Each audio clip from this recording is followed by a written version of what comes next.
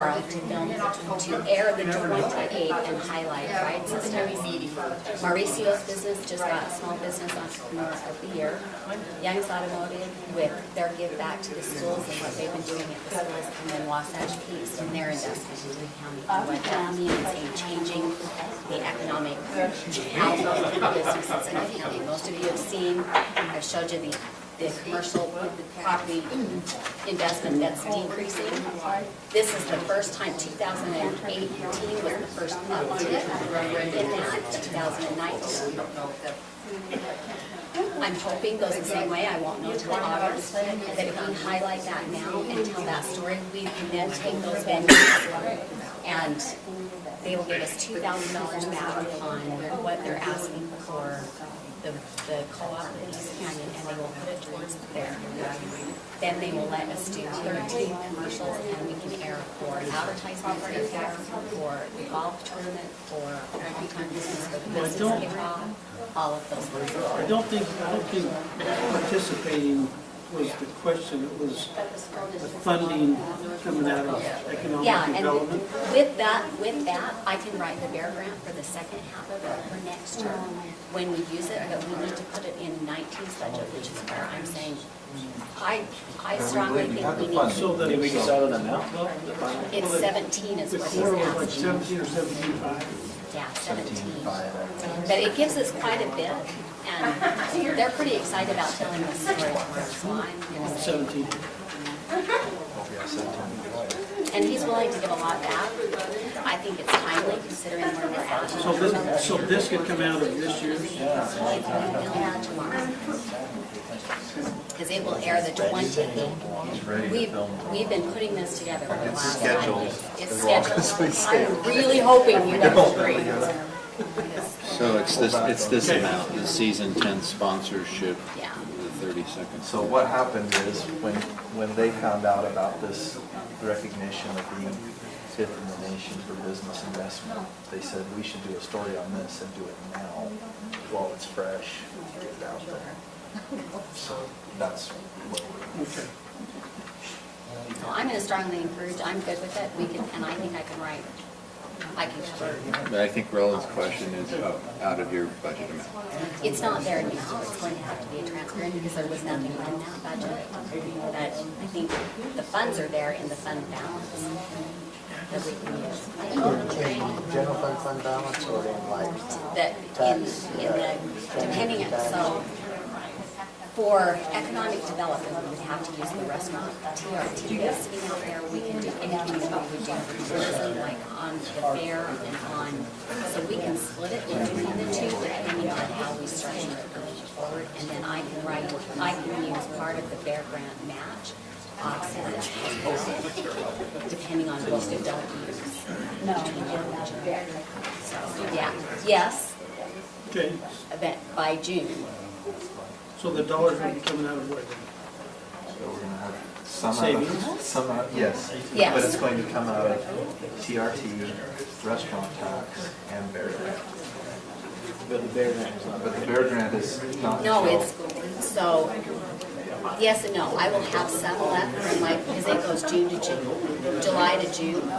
So I will have some left in there, and then I can write what we don't use between now and then, like for the fair. Good on your notes. I can write into that bear grant that's 2020 through 2021. If we approve it tonight, when is the money? So he said as long as we can pay it, if we can break it between the 2 years, he's really, really flexible with it. So if we wanted to break it, I'm pushing to do it all in 2019 because that's what. So each of the invoices? Yeah, so, and as long as I have the invoice for the full 17 that we can pay in 19. So, Well, that's what I'm trying, that's what I wanted them to, so if we're going to pay this year, I would agree. If we're talking about having the overage So we're just from getting our that. current. So right now, we would just take it out of fund balance. right. Okay. So do we need to add this to this resolution? Yes. Yes.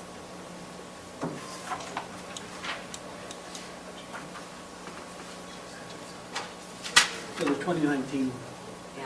So I would think okay. Do you know where the addition? So I have to look at it and do it in my head, but I will by the time we get to that point. How about that? I think Sounds it's good. All right, further. so I don't know how many of you went and got maps of our voting districts. I do. So the number we gotta work on is the 6358. Yep. And so what I did, I actually come up with 3 options. I actually like the last one the best, but this is just my opinion. So the first district, Yeah, look at your numbers because I've run it a couple different ways I myself. came up with So we'll see if we came up with it.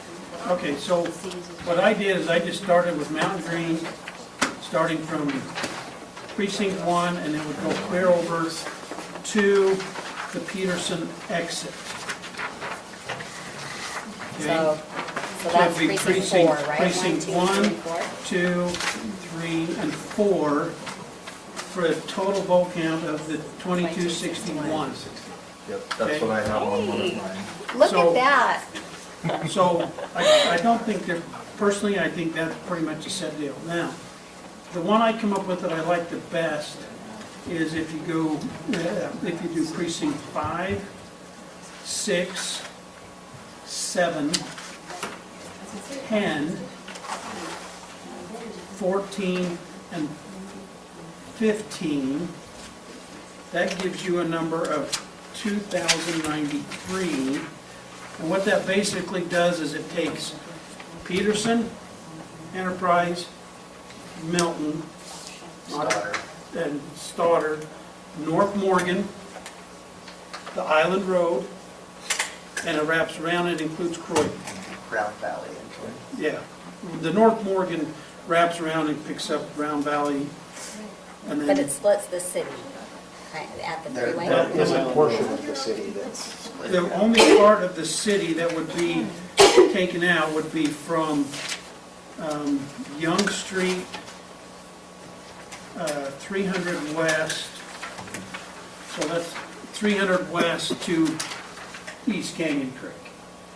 And that takes this corner, and then it comes clear down and picks up the bottom end of Island Road, which is Part all of the county. city that's county. Okay? And that gives us a number of 2,093. And then the rest of the precincts would be, District 3. would be District 3. That would be Let's see. 3. That would be the 8, 9, 11, 12, and 13. And so that would start with, from Deep Creek south, include Porterville, Richville, it'd come clear across on the back side of Young Street, the rest of the city, The rest of the city. and that would give us a number of 2,004. So that's the most even numbers I could see. So here's my second one. It's very similar. It comes out with very similar numbers. It's a little bit different than what you proposed. Did anyone else So, look at the C's? When I went through this, where's Canyon Creek? Canyon Creek? Yeah. Canyon Creek Creek's is all what they over. call I've- East Canyon Creek. I've lived in Morgan all my life and never heard it called Canyon Creek. Everything is referred to. And everything- as East Canyon. Enterprise, Stoddard, Richville, Porterville, all of that was listed under Canyon. South Morgan, So I went and put my own descriptions there because I didn't like what it said. I didn't like it either. Thank you. okay? I didn't, who are the 2 residents of Canyon Creek City? Yeah. That's what I want to know. Yeah, that's the Who's the mayor? So that is right at the end here of, it's like coming into the Field Street area is where it is. Oh, is it really? So is it just 2 people in Canyon Creek that are just barely over the city limits? That are in the city. So what he did is he took all our precincts and then he drew the city limit around it. And then he separated, if there was any that were in that precinct but in the city, he separated them out. Okay, 2 voters. That's why you have all these like C. The C means they're in the city limits. So one of the reasons why, just the history on it, why we did that is like Jay Garfield, where he lives, he's not technically in the city, but all of his neighbors are in the city. And so he felt like he got pushed out of his neighborhoods, so when we tried to do neighborhoods, we did these last time, just in history, not sure that anyone cares. So these two proposals and Roland's proposal are the same for the Mountain Green. Yeah. Looks like, right? So is mine. And to me, that's the only really way to do that area, because that's the way Get they you- lie. Once you get to about the 2,200 number, then Yeah, but there, and it's not like there's one of those we could subtract that would make sense to pull out of and put elsewhere. You Yeah, know, if you divided it, I mean, equal 30, you're looking at 2120 of that. I felt like the first one that I handed you was more uniform in terms of areas of the county, you know, just separating by large area. The second one is a little more uniform in terms of number of residents in each area, but it's a little more spotty, if that makes I sense. think that the areas identified though kind of mesh with each other, even though it's a little And that's what I spotty, was kind of thinking. along thinking the way people think in those areas. Well, and I just went the third, as in, but Morgan City itself is only 1791 by my count. And then you've got those 64 people that are kind of outlying, like Jay, but not really. That's the Island Road. Yeah. Well, and I had it between 10, the 42 and 10, the 5 and 12, the 2 and 8, and the 17 and 13 that are close but not quite. But even switching those over, I can only get to 1855 In the city, I'd say. in the city. Yeah, I think you have to go outside. and pick Yeah. up something where So I couldn't find a way to divide the other So, even. so this one kind of has your Mountain Green area, then it has the city area, and then it has a wraparound. Basically, For everything enterprise outside of the suburbs. city and a little bit Yeah. of the city is included, but yeah, it kind of wraps.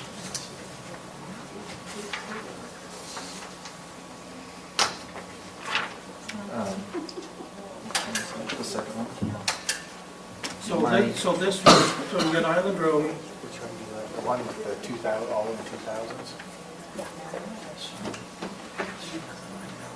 And how's that compare with Roland? That's this one. Preferred option? I think it's pretty similar. So that's doing Yeah. city as an area, the, well, so you got the city and Island Road, so which you're is county would saying be an there's area. 2065 in the city, you're saying 1865. Well, if I no, just do the city, Mike's wraps Some around of and this takes in includes the city. areas like this, there's part of Island Road that's not in the city, so some of this includes areas that are not necessarily part of the city. And it also puts part of the city in the outer Miami area too. if you go over.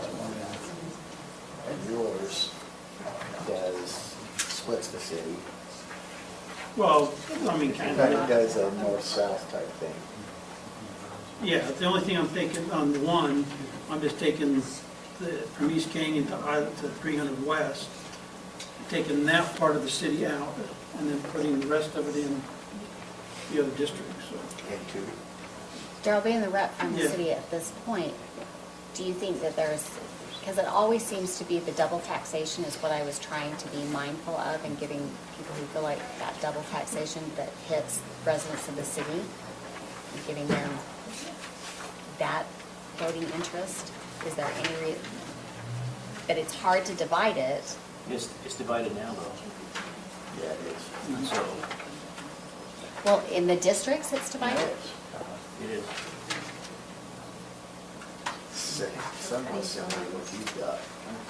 Yeah. Was that the north side? The numbers are pretty, Kind of the Red Rock area. Do you think that it's 10, more positive to have the city all together? No, I would say it's already divided now with districts. So I think it's not okay. my But only. his second option kind of consolidates it though. Yeah. His second option essentially consolidates the Okay, city. you got North Morgan twice, or did you split North Morgan? Well, where are you talking? Well, you got 14.5, 14C5 and 14. okay, so you split, So 14.5. 14.5 is county, it's not in the city, but it's part of that district, and 14C5 is in the city limits. So Okay. you're talking like North Morgan Cemetery area versus Round Valley area. They're in the same 14 district, but they're split on his thing between City. city and county. Now, I don't know if we can do that. Can we do that? Can we have part of that district in each? Well, now the only reason I did it my way, so we didn't have to mess with, Splitting the precinct, can you do that? we didn't have to So mess maybe with. we can't split that changing precinct. those Maybe we have to precincts. flop that over. We can, If- no, we set the precincts, we can change the precincts. Unless you want to change the precinct lines, that, So if that's a problem, what we could do is we could move that, all of 14 up in with this other stuff, and then move Croydon in with this one, and you would get pretty even numbers. So the only thing you can't do is change Croydon's precinct, because it has its own, it has to be its own precinct. Well, that's what I'm saying, it So- wouldn't so change just its put precinct. 14 It just changes If you district. put all of 14 into the top and move 15 into the 15. lower one. then you're not splitting that precinct and you don't have to mess with precinct lines. Right, you just You have. will have- and The you know only what? precinct you cannot change is 15, which is Croydon. You can change its number, not its boundaries. Well, I did this so we didn't have to worry about changing any of the maps, they just stay where they were. And that's my only one that would have to be changed if we don't want to change the maps. And I didn't think about that, but yeah, we could update that, if that's what you want. I just found it so hard to look at this. I mean, this is, That is chaos. Yeah. I don't even know where to start, so I had to put it in Excel so I could move it around. That's Thanks what for all of I, your efforts to organize it. yeah, because that's, All of you, I think. 'Cause I was- yeah, that's where I, Holy crap. the only way I could see to do it was to leave 12, 13, and 14 together. So So, I ran it both ways to try to divide them. so if we took this and moved it down, so put 15 here, take this and move it up, that will shift the numbers a little bit.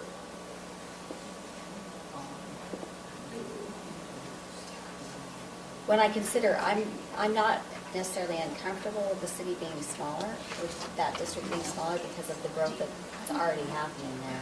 And then if they ever get their stuff together on this big one that's behind the grocery store. So it would change to, get out a calculator to tell you what the numbers would be. but see if they're- 222.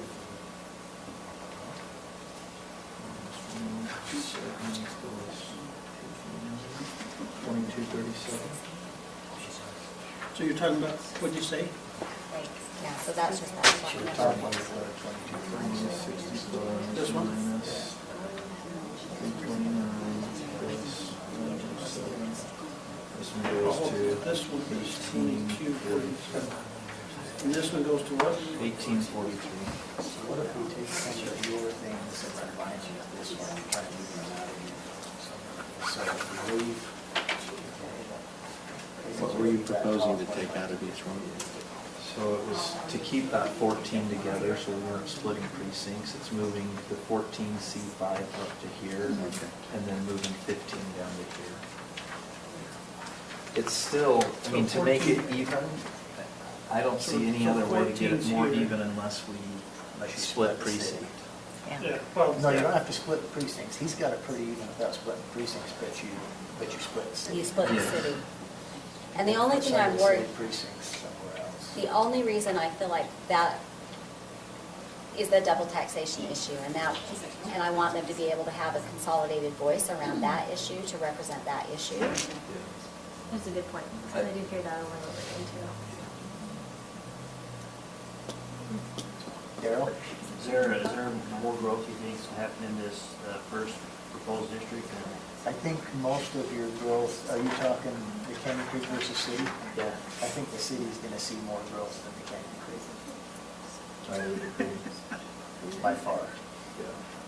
With our COG meeting and the reports they're giving us of the developments that have been approved and that are in process, you're gonna see more growth in the city than Canyon Creek. So if you're gonna load one heavy and one light, leaving the city light right now is going to be a better move, because you've got 75 townhomes going in behind Tractor Supply, you've got 40 up on Mahogany Ridge, you've got another phase in that one alongside the freeway, Holy mackerel. and so There's a they've lot. got. They've got a lot going on in the city.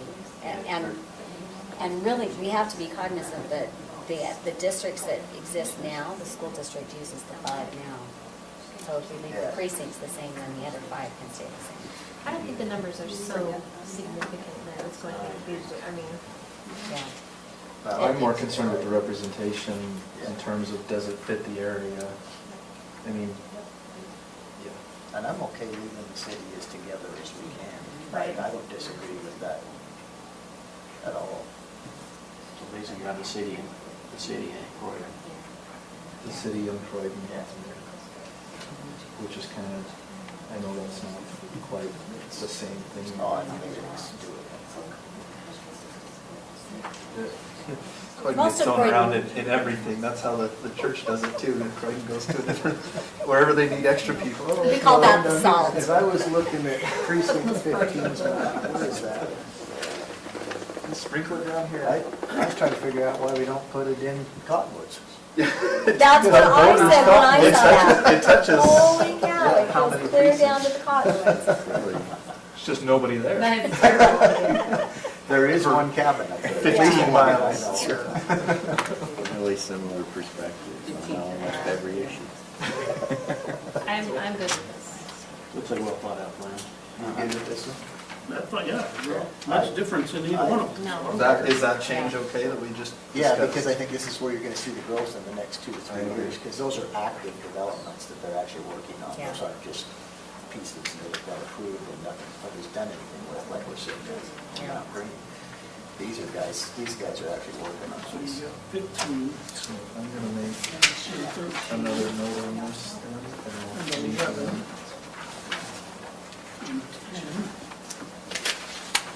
The other part, the maps are in the wrong order. Well, So and is this, because it's Somebody sorted, tried so to go make- from one. if you print them up, then on the one side, they're right side up, and on the Yeah. back side, they're upside down. So now that leaves us with That's what I discovered too. 6, Someone tried to make this really difficult. It was a puzzle. 5. I never did figure out where Canyon Creek. Yeah, and I've never heard that until tonight. so East I've heard it just because that's my area. Yeah, And so that's when- how I on know. election night, it's the only time I'd ever heard it. Yeah, I've been Until there. the church split the stakes and they called that your ward, isn't it Canyon Creek Ward? And so then I'm like, oh, that's obviously what they're talking about then. And 9. Yeah, that's, I only knew Canyon from Creek being City. in the Republican Party.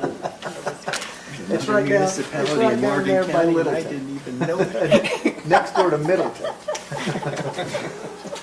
I still get mail from some of my bills sent to Littleton, Morgan. Some of mine do, too. Oh, really? Which is really You odd. actually live in the area. I I know, there's, don't. somebody put an L next to the house, did you see that? Did they really? I Yeah, didn't. right above the house that's. I bet it was a next to little- Resurrecting it. Yeah, there's an Somebody's L. proud of Okay. it. So we're leaving Mountain Green as number 1, Yeah. is that what we're saying? I don't care what the And then number which one do you want number 2? So 1, 2, 2 be the city, So and 3 two- be the other one. The last one.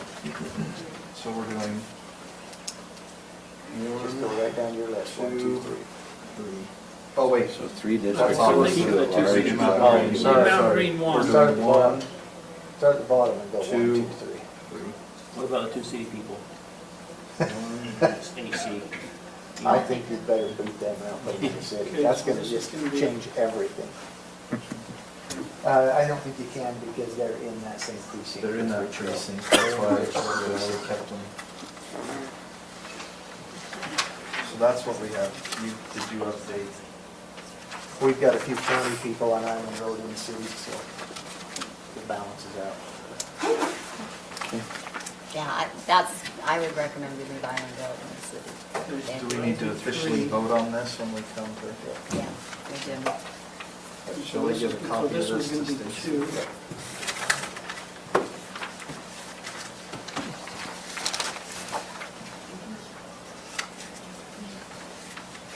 that it? The work session? One of the, Budget, I want to talk budget for just a moment. yeah, go ahead, because we got a couple. Okay. Well, so the one thing we haven't got, evidently, you guys, Mountain Green has filed for incorporation to do the study. So we got to figure out, we got to add that into our budget, where we're going to take that out Do we of. have a number?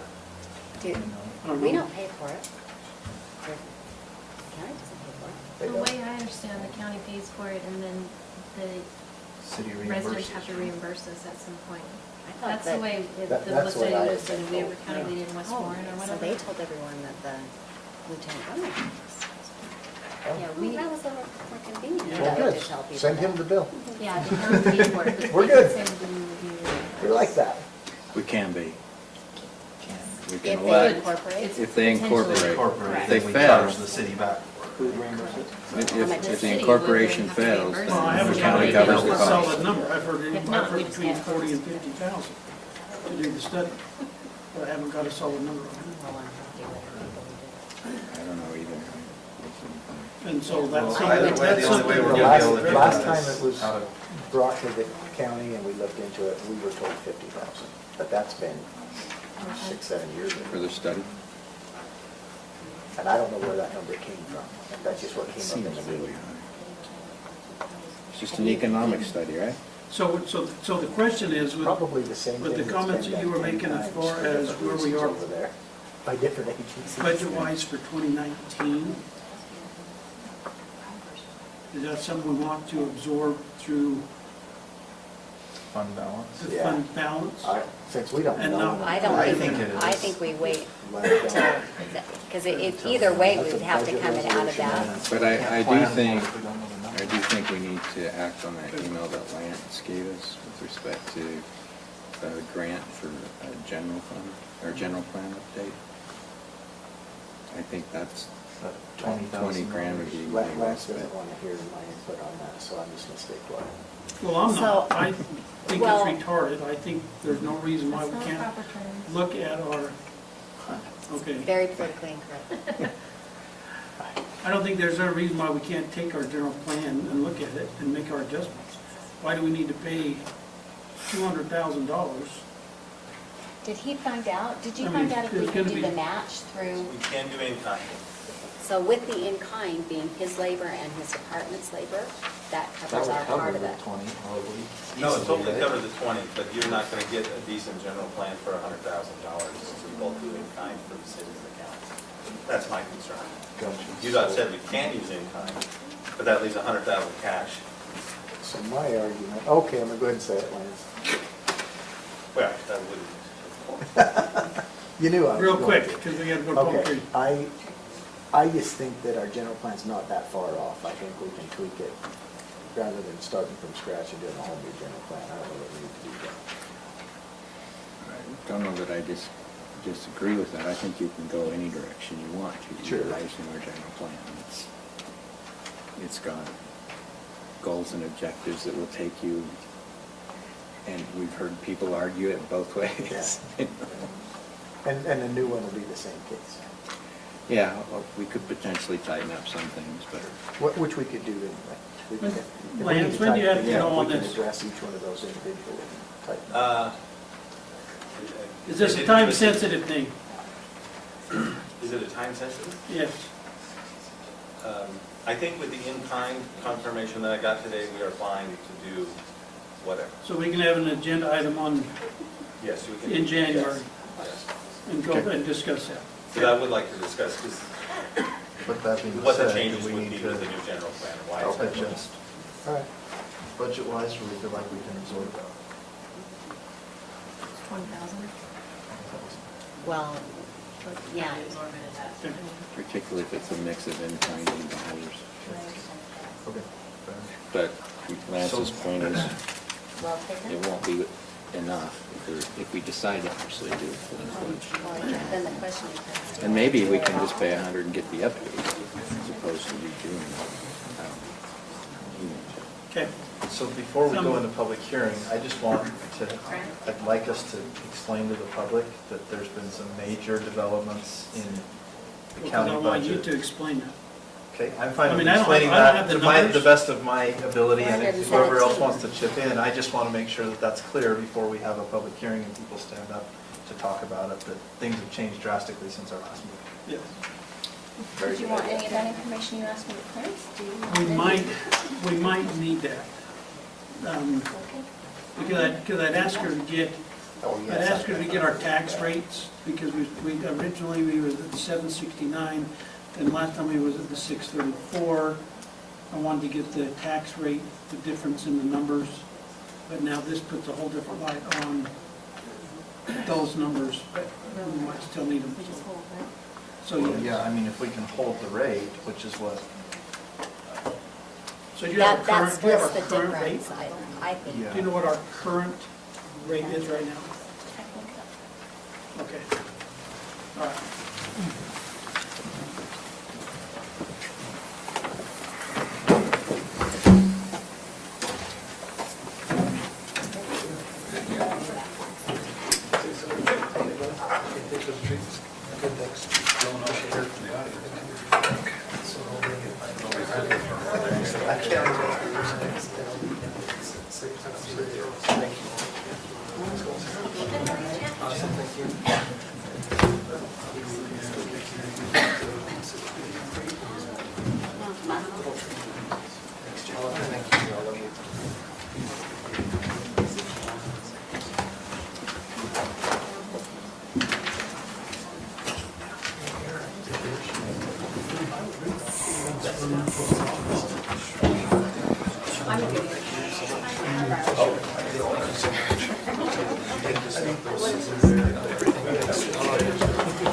Eventually, I'm sure.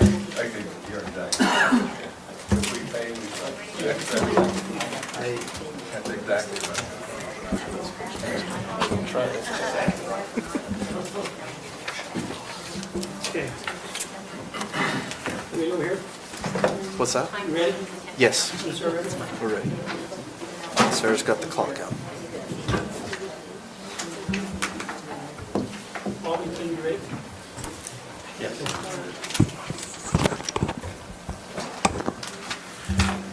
Okay, I'd like to welcome everyone out to our county council meeting this evening.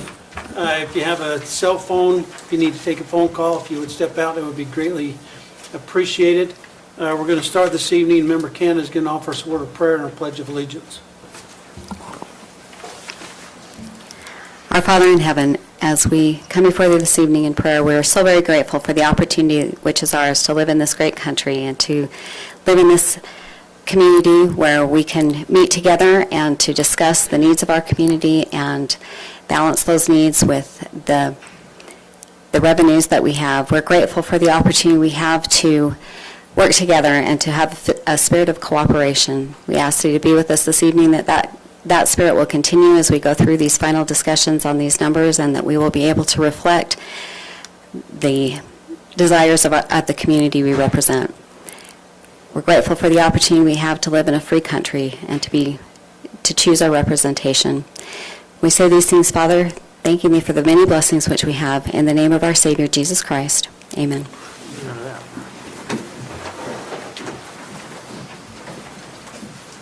I pledge allegiance to the flag of the United States of America and to the republic for which it stands, one nation, under God, indivisible, with liberty and justice for all.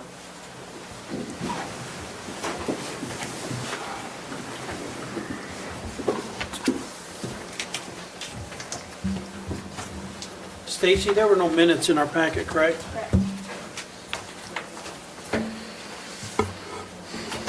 Okay, I have a motion on the approval of our agenda. So moved. I'll second Member it. Cannon, second by Member Newton. All those in favor? Aye. Any opposed? Conflicts of interest with any members of the council on any of our agenda items? Okay, seeing none. I feel like I should do that, but I don't think I have it. Okay, so we're going to do just a little different. Normally, we have a public comment period. But like we told you last time, we still got a lot of avenues to cover as far as our existing budget. And so what we're going to do, I'm actually going to turn the time over to Member Newton. He's got some information that is going to benefit the county, not only financially, but help our tax increase that we've been staring down the face of. So, Member Newton. Okay. I'm going to try my best to explain this. If I fail to explain anything, council, if you'll chip in here. Since we last met 2 weeks ago, a lot has happened budgetary-wise. We've had a lot of conversations with members of the community. Our state legislature had a special session last Thursday and passed some tax reform, and part of that tax reform bill included some additional funding for rural counties with a population of less than 14,000 people. That additional funding was an appropriation of $5 million for road funding. Split between those counties, Morgan County will receive $417,000 this year in, I believe, June or July of this year. July, thank you, when the state new fiscal year starts. That will be ongoing funding until we reach the 14,000 mark. So we know we will be there very soon, which means we're already working with our state representatives to try to raise that number. First, I want to publicly thank both our local representative, Representative Wild, had a lot of influence on this and did a lot of persuading of his peers. We also had the Utah Association of Counties who successfully lobbied for that. That makes a huge difference. To give you an idea, the county currently receives about $500,000 a year, $510,000 a year is what we're currently budgeted for from B&C road funds. This additional funding gives us another $417,000. It almost doubles our road budget. It's a huge deal. We, under our current budget, have been taking funds $200,000 to $300,000 a year for the last several years from general fund money to help fund roads. Part of that was paying back a bond that the county took out 9 years ago. We've been paying on that about $180,000 a year. This year, we actually paid that bond off 1 year early. We made a double payment in 2019 because we had some additional funding that wasn't used. And I'm happy to say we made the decision to pay that off early. That saved the county about $10,000 in interest and frees up money for this next year in our road budget. It's no secret that Morgan County needs to make some improvements on our roads. We have made some great strides, I feel like, in the last few years, and we will continue to make great strides. There will be some more discussion on roads potentially later in the meeting. That extra $410,000 changes what we need budgetary-wise. When we got done with our budget initially, looking at our expenditures, our revenues, we were about $765,000 in the hole. We whittled that down, and in our last meeting we talked, we were about $635,000 to the negative. With this other $400,000, that whittles it down to about $200,000 in the negative. Okay, so if you took that tax notice that you had, and that was for an increase of about $746,000. Okay, take that from 700 down to 200. Now we're talking a fraction of that increase that was originally sent out. And I want to be clear, the reason that was sent out the way it was, and not now after we've whittled it down, is because we have certain deadlines. If we didn't get that notice out by the time we did to you and everybody else in the county, we couldn't have any increase. So we wanted to keep the door open because we knew that there was potential to have to increase our tax rates in order to cover our budget deficit. Now that we've had some changes, we've been able to whittle that down, and that increase is not going to be what we originally thought. In fact, it won't even be a third of what we originally thought, which is good news for all of us, right? You can take that $150 that it said the increase would be for the average home in the county and cut that down to at least, by $100. You're talking maybe $50 at the most, okay? The next step of that I would like to discuss a little bit, and what we've discussed a little as a council, we do have some funds left over from this year, okay? And we believe there's enough funds from this year that will roll into our rainy day fund, okay, our fund balance, that between that and new growth should cover that. So my hope is, and I think the rest of the council, and if I speak out of turn here, correct me if I'm wrong, is that we can get away with not having an increase at all, which is good news for everybody. However, if you were in the last meeting, Member Cannon explained a little bit about how property taxes work. It's a complicated thing. I encourage you to go out and do some research on it on your own. But in a nutshell, property taxes are dollar-based. Okay, so when we have new growth in the county, let's say for an example, we had $10 million worth of new growth. I'm throwing out a number, it's probably not accurate at all, so don't quote me on that, but I'm just using this as an example. Let's say in 2019, we had $10 million worth of new infrastructure in the county, new homes, new growth, increased property, or taxable value, I should say. If we do not have a truth and taxation meeting every single year, that new growth is absorbed into the dollar amount, okay? And if you look at your tax statement, everybody came into the last meeting and said, my taxes have increased, my taxes have increased. Guess what? It wasn't the county tax that increased. It was your school taxes, it was other line items, okay? It wasn't the county general fund that's increased year over year. In fact, most of us have seen a decrease in the rate for our county property taxes. We may have seen an increase in property taxes from the county, from the general fund, because your property value increased. Everybody's had a property value increase, but the actual rate that you paid has decreased because it's dollar-based, not rate-based. The school district had this issue for years, and they finally figured out they do a truth and taxation meeting every year, and they hold the rate.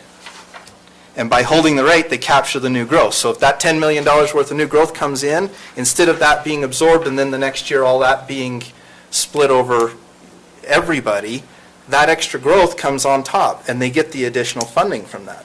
That's what we want to see. That's the goal here, is if we do that, we can capture the new growth, and it doesn't put the burden of extra costs to the county, because like it or not, the cost to operate the county will continue to increase. We had an increase in insurance cost for our employees this year, okay? That's an unavoidable cost. We can't go out and change that, and luckily it was a very small increase. But we are going to have cost increases. If we can keep the rate equal, you're not going to necessarily pay more, other than you will pay more if your property value increases. We understand that. But we won't have to talk major increase like we did this year. So I'm going to make the suggestion from now on that we hold a truth and taxation meeting every year, and we hold the rate where it is, and that will allow us to continue to capture the new growth. Did I explain that Beautifully. clear Thank enough? you. Yeah, very well. So I guess takeaway is this. We'll have some discussion tonight, some more discussion. Bottom line, we are looking at not making an increase, absorbing our increase in budget costs for next year with what's left over from this year. It doesn't work where we just push it over. It has to roll into a fund at the end of the year, our fund balance, which is kind of our rainy day fund, and then we have to transfer money back out of that fund to cover it in the coming year. So it's not quite as easy as like your personal budget, you just put it in your savings account. Sometimes we mention savings account, that doesn't really exist. It's a fund balance, okay? It's a little bit different. But the end result is, between the additional road funding and what we have left over, we feel like we can probably absorb that and not have to do an increase. But we will still vote to keep the rate the same. That's what we'd like to do, and that allows us to capture the new growth. Okay, that's all I have, Mr. Chair. That was long-winded, I apologize. Clear as dirt. Okay. I thought Any it was very other clear. comments? Okay, We'll have so, public comment. I did put on, go ahead. one other comment. So I referenced the cost of community services study in our last meeting, and I put copies of that on the table along with the commercial property values trend since 2002, so they're on the back table for anyone who wanted those references. Other than that.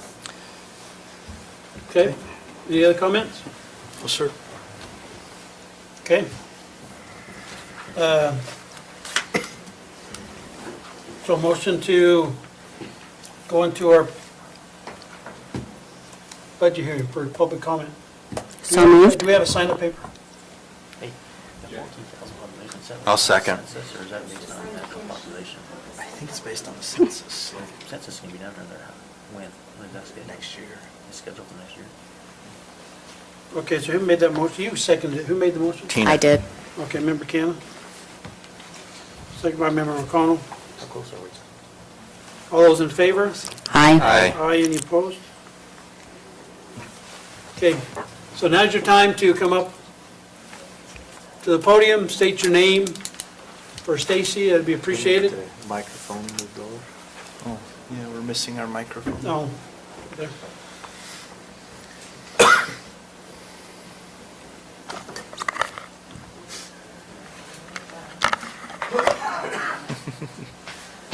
Good evening, Teresa Wardell.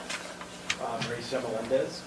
We are here representing the Chamber of Commerce. We just want to take a real quick second and kind of go over our year-end review and invite you to our upcoming stuff. First off, last year, I have to put on glasses, 2019 kickoff, we had more businesses than the prior year. Huge turnout as far as the businesses go. We are looking forward to doing that again this year. It is January 13th, a Monday night at the high school. We encourage everyone to come. Last year, it was a packed house as far as businesses for the Business Expo. That will run for about an hour and a half. And then at 7 o'clock, we have a public speaker coming. Thurl Bailey will be up here this year, coming up to talk to just give a, what are they called, motivational speech. So we invite all of you. We would love to have all of the council there to support us in that. Our next event we held was our golf tournament that was held in May. We had over 20 golf teams played this year, which was more than last year. We had a couple of businesses and a couple of people sign up from out of the county that came up because they saw the advertising on Facebook, decided that it was something they wanted to come. So it did bring in some out-of-town residents, which was really nice. And then we had the 4th of July, which was awesome. Even though the weather sucked, we had a record turnout. We had the newspaper and the TV stations, and they came up and took stories, interviewed a couple of us to see what was going on, how the regatta was going. Of course, as we all know, as well as the community, the purpose of the regatta is we want to see how many boats don't make it to the end. So that's always fun. And this year we also had the Christmas festival, which we had more trees this year than last year, and we raised about $1,500 more this year than we did last year, which is awesome because all of the funds raised from the Christmas event, 100% of that goes back into the community. So we work with various entities and help provide assistance to people living in Morgan County. But yeah. So that equates to almost $6,500 that the chamber will be donating to Sub for Santa. We give some to the city for power bills that can't be paid, school lunches that can't be paid. We have a whole list of places that we break it out to. It makes a huge difference. So anyone that was a part of it came, donated a tree, bought a tree. Anybody, we truly are thankful for the support because some people it makes a difference as to whether or not they receive Christmas this year, and it's already made a difference. So we appreciate all the support we've received on that. We just want to make sure you guys are all invited to all of our events. We'll always make it public, and everybody on the chamber board works their tail off for the community. It's purely volunteer, so nobody on the chamber board makes any money doing this. We just do it because we like it. We're gluttons of punishment, so. That's what I was going to say. January 13th at 6. January 13th, the Business Expo's at 5, starts at 5. The speaker starts at 7. So we do about an hour and a half worth of Business Expo, and then it gives us time to let everybody close up and make it in to visit. Or ready to sit down. And last year we ran out of space for the businesses to be there because there were so many from all over Morgan County. Yep. We hope you have the same problem this year, so thank you. Cool. Thank you. So Mauricio, before you sit down, will you tell the council what your business award was? Oh.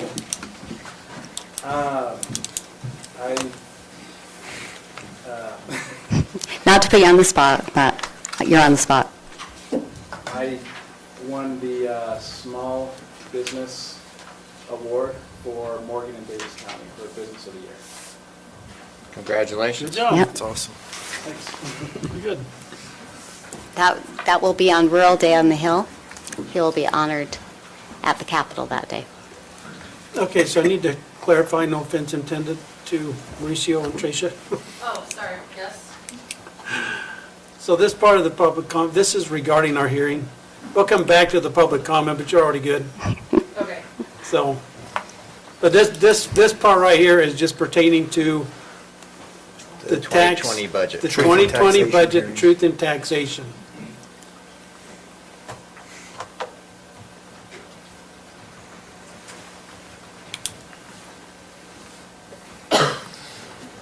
Good evening, Scott Olson from Porterville, and I had come prepared with a whole different speech.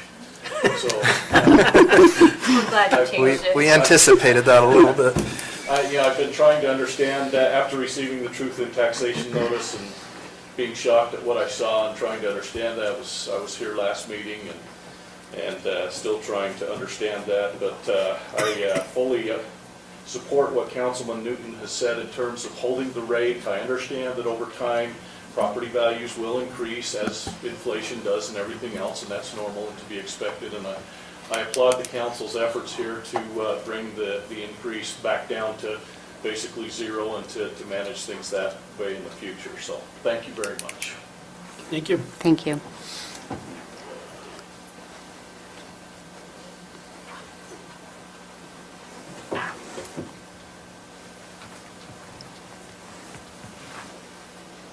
Cindy Carter, Park Travel, just want to say thank you to all of you for your hard work. I know I've talked to a lot of you today on the phone, and I really appreciate you guys. I know it's hard, I know you have a difficult job, and I know you can't please all the people all the time, but it's very much appreciated that you guys worked that out. So, thanks. Okay, thank you.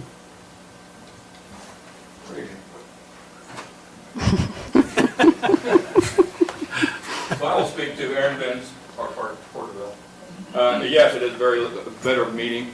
I would still like to encourage more grants, like bicycle lanes, improve our roads, improve our safety of our people, walk in the streets. There's a lot of grants available to us. We need to work a little harder to find them. And then I'd kind of like to know where we're at on the Yellowstone so-called project, on when you guys start seeing any kind of revenue coming in for that. Maybe in our tax meeting next year, we won't have to have this same conversation, right? We have new sources. And the other thing I'd like to talk about is the tax rate. I know you mentioned something about the tax rate, what it is today. Kind of just verify where we're at and what it was before. So, but again, thank you for, I was really hoping to say that you guys don't listen, but maybe you do. So thank you. At times, yes. Thank you.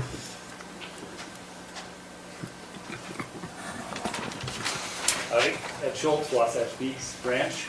I was so excited, I had my 40 cards here to come up and put a different message on those cards. These 40 cards represent about 12,000 acres.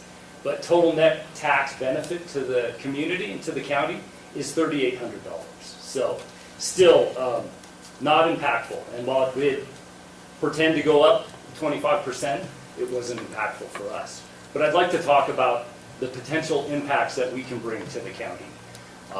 We went through our RSD zoning process. We had a vote on October 30th with all of you. We're very appreciative of the outcome of that vote, but it's worthwhile to give everybody an update. I don't know if everyone knows what's been happening since then. 7 days after the positive vote on our RSD, an application for a referendum was filed in the community. That was ultimately deemed insufficient by the county, and on November 21st, that application was denied. Unfortunately, the group that filed the application for the referendum, they have now sued Morgan County. And in that lawsuit, they are asking that that application be deemed sufficient, and they're also asking for attorney's fees. And attorney's fees in any lawsuit are significant. I don't know if those are planned in your budget for next year, but we all know how expensive and time-consuming those lawsuits can be. So, you know, it's put us into a difficult situation because we're trying to move forward with what we've promised the county in our development agreement and in our RSD rezone. You know, Wasatch Peaks Ranch represents a significant opportunity to improve the tax revenues and the financial sustainability of the county. And let's not forget, we're also protecting 8,000 acres of open space in this community. You know, from day one, when we looked at this project, we told the county we would pay our own way. We asked for 0 in terms of county services, and we asked that for no refunds on the potential tax revenues that we could bring this community. Before our meeting on October 30th, I spent countless hours with individuals representing this group, negotiating an 11th hour agreement that we thought would be sufficient to remove their opposition to our RSD zoning and to our application and to your vote that evening. Unfortunately, that's not the case, and now this has ultimately resulted in litigation against the county from these individuals, not including us. So I guess I'm really stand here and I ask that everyone here and the folks behind me communicate with your friends and your neighbors and your constituents and really explain why you voted for this application, and ask these folks to come together as a community and withdraw this lawsuit against the county so we can be the economic development engine that we want to be. Thank you.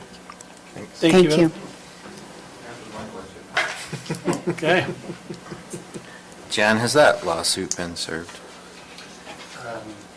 Electronically this afternoon. Okay, so getting back on track here. So any other comments pertaining to the 2020 budget, tax rate, tax increase?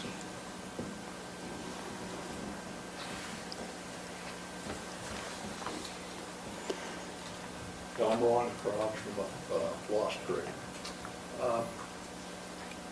I could have really made a fool out of myself last week until I crunched some numbers. And, I'm really happy that we got our head around this one. But help me understand a little bit the truth in taxation. We had a hearing in October, something like that, or of this year. Yeah, the notices are required. Sorry, I'm not supposed to answer. Okay, so sorry. So this is not a two-way dialogue. If you want to, we can discuss it after, but this is just for you to make your comments pertaining what we've just proposed, what Member Newton has just explained to you. We can help you understand the tax rate and that. Yeah, I was just driving it. How long has this been going on? Did we miss out on tax revenue for the county? That's what I said. Oh, on the floating of the rate? Yeah. Okay. We can get that to you.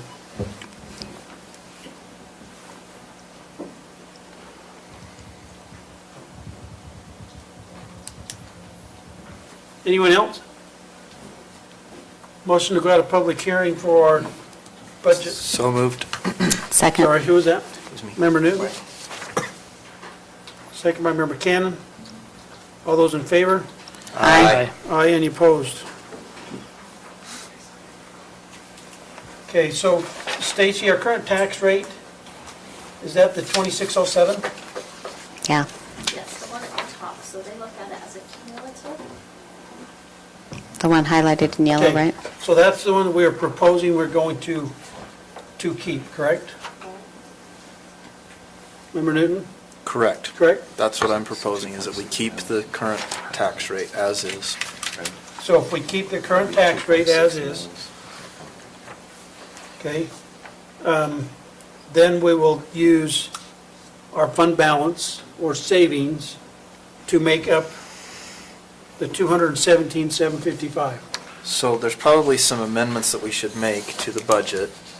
Stacy and I had just a brief sidebar on that, but I think maybe we can walk through those all together and kind of get at least a little more clear understanding of where we're at for everybody, if that's okay. Yep. So ultimately, when we're done, you're going to send this piece of paper to the tax commission. Okay. And it's going to represent that paper that I handed you and highlighted. They want to know the total rate at the bottom and the total revenue that you're going to collect. So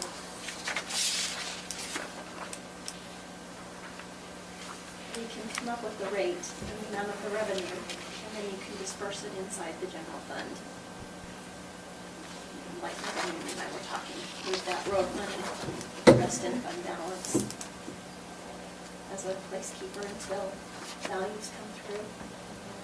Okay, so for this, so to satisfy the state, we're declaring we're keeping our tax rate the same, and then we're gonna fund balance 217,755.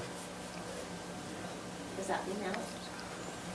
Well, if you take, sorry, If we take the 600 minus 410, is that what you're saying? 410, 417? sorry. 417, I'm sorry. You said 417, and I figured 450, I put 415. So it'd be 215. Are you talking general fund or 755? total? Yeah. Maybe It's we should general just refer fund. to the page numbers. So Where are you we're pulling on the page 600? 13, right? 634, 755.50. Is that the number you're looking at, Roland? 634, 755.50, yes. Okay, and we're taking 417 417, from that. and that should leave us 215, 755.50. 755. Can you say the number one more time, please? Beg your pardon? Can you say the Number one more time. 215, 755.50. Correct? Correct. That's Okay. the number I have. That's the number that we want to pull from fund balance to cover next year's budget. Okay. And do we have a current fund balance? Yes, 1.3 million. 3 million, we have fund balance? 1.3. Okay, that's what I thought, okay, But that doesn't include what will roll in from this year, right? So it, right. and It's 1.3, do you know the rest, or is it just?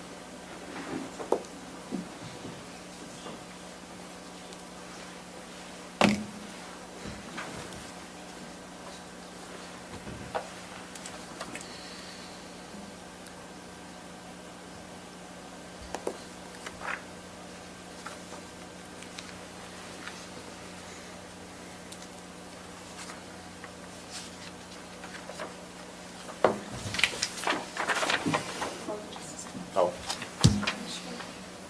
Member Newton, what page, Kilmer, what page is the road fund? it's on page 10, and we've got that 302 in there. We need to remove that. Are you talking Public Works, or? Correct, Public Works. Because we're taking that 302 out since we're getting the 417, right? Correct. And that goes to zero. But then we're adding the 417. Well, the 417, though, is going into our Class B. Class B, That's on which is a page separate 15. fund. That's what, Or 14. that's what I'm looking for. So that's on page 14. 14 right at the 14. top. So that 510. 510 is going will to go increase to by, 1927.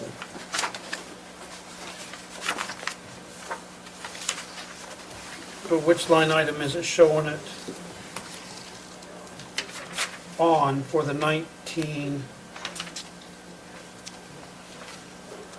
That's gonna be 927. I would assume we would just put that 417 in that highway projects line item. Okay. Oh, Is that, are you good with that, Robert? yes. Kilmer? Yep.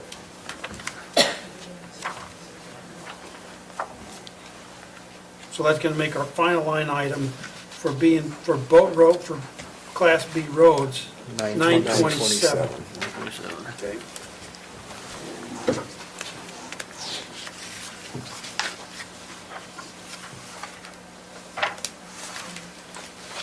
Okay.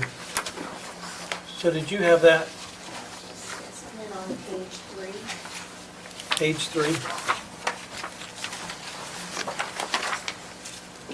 under 3810 is where we're going to put the property line item where we stick to that. 215, 755.50, is that what we're putting in there? Except that's not gonna balance because we took 300 out of 302 out of general and we put 417 into roads, so we've gotta still maneuver some money, right? Well, you just get to reduce your revenues, that 302. Because we had decided to do a tax increase for that, so you'll just reduce your revenues 302,000, and then that balances. Okay. However we have to do it, I don't care. Whatever works. Okay, so what number's going on the 3810? 215, 755.50, is that right? Well, we'll have to adjust it so that we balance, because if we're taking the 302 out of the road, so we'll reduce that expenditure, but we've got to.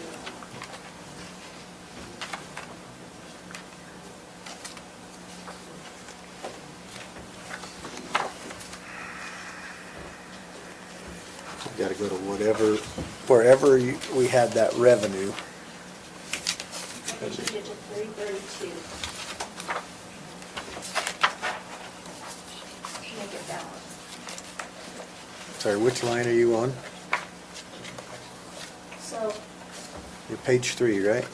yeah, You're talking about the 3810? yes. Okay? That right now So shows we're zero. doing the 215, 755, and then what else? No, we're going to we'll take the 302 out of the road fund. So there's 302 Okay? and 332. I'm using round numbers just for now. And 332 into surplus. So 332 plus 302. Am I saying that right? Because we've got another 115,000 going into Class B rather than into general fund, is what you're saying. So we have to add 115,000 to the 215, 755. So it'll be 332 into the, 3810. yes. And taking the 302 out of the public works. Public And works. that will make it balance. Okay. And then I'll put the 417 into the Class B. Okay, so give me that number again, 3 what? 332 will go into the 3810 line item on page 3. 332 even? Well, It should actually be 332,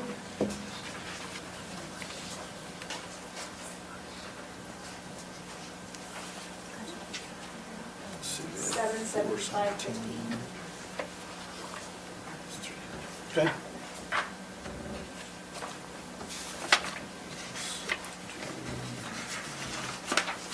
We'll be removing on page 10, 302. 330.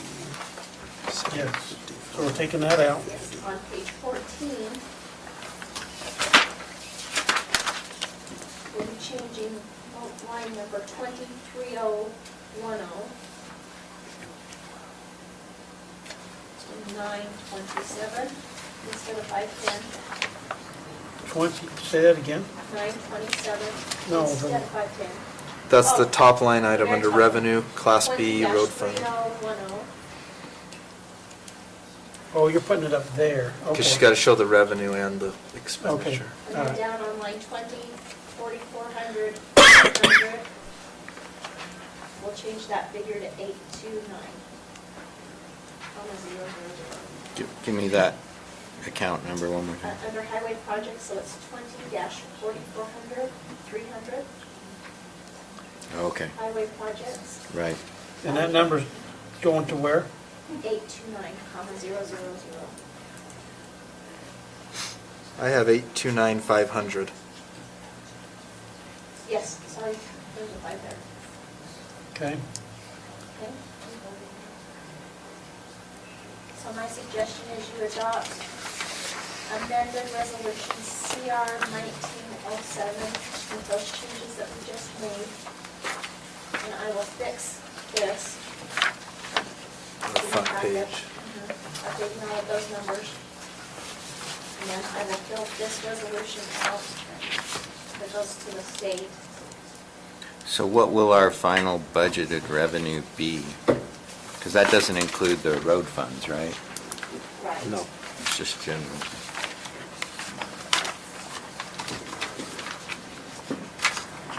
Okay, so if we're doing the CR 1907, is that changing this one to the 1907? Or we're doing an additional one? No, what you have in your hand right there is amending the 2019 budget, that's the next thing we're doing. Okay, all right. So,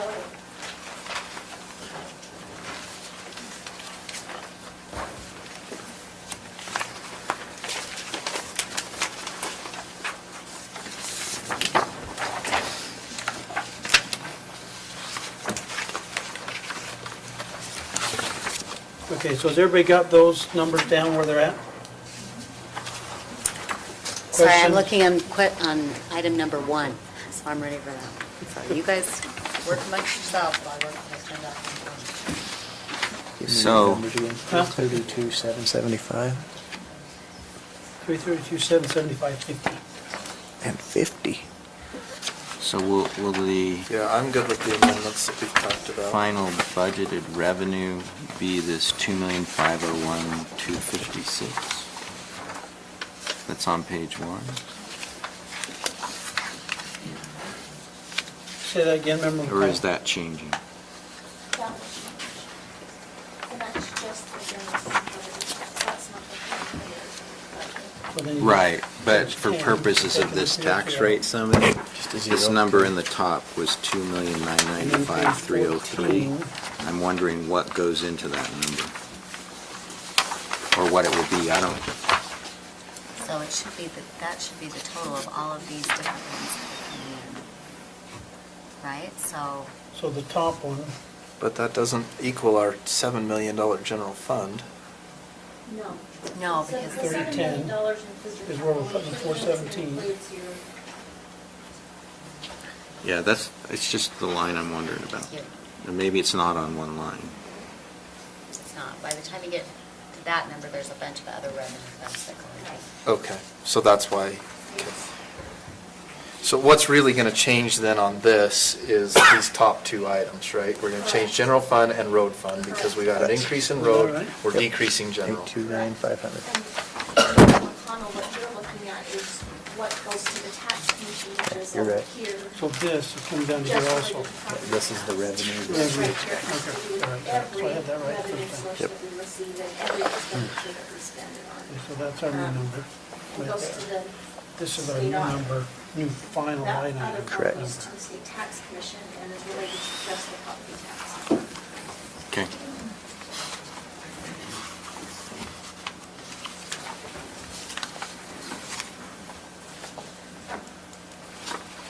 Is there a resolution in our packet? CR Was it in the 1907. packet or in the other? It's the back of that first page, Robert. So we were talking, what you come up with the final total revenue? Well, it's that $7 million figure in the back. But I was asking her about this number, which is a component of it. Okay, so on our resolution, our 510 is going to 927.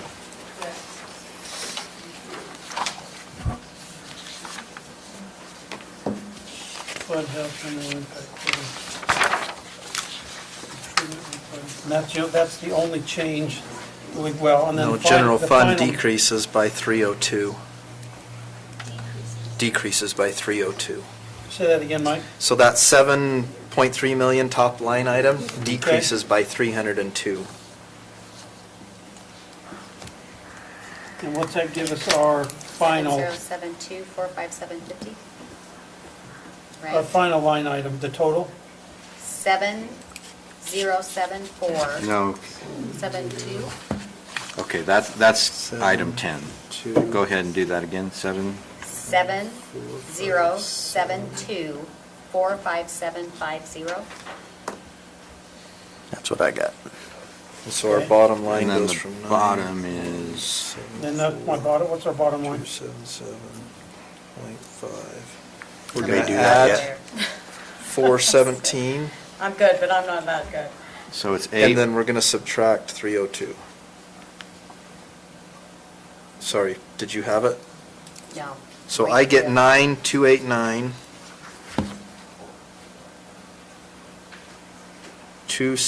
277.50. Sure glad we got that 50 cents in there. and that's because you reduced the 10 and then item 10 and you increased. 20. 20. Yeah, so we reduced by 302, we increased by 417. So our net is actually an increase from where we were, but we're doing that by way of By the road fund. the road fund. Okay. So our bottom line item is 9,289,277.50. Correct. So, just for clarification, there were other things besides the road fund on that tax notice.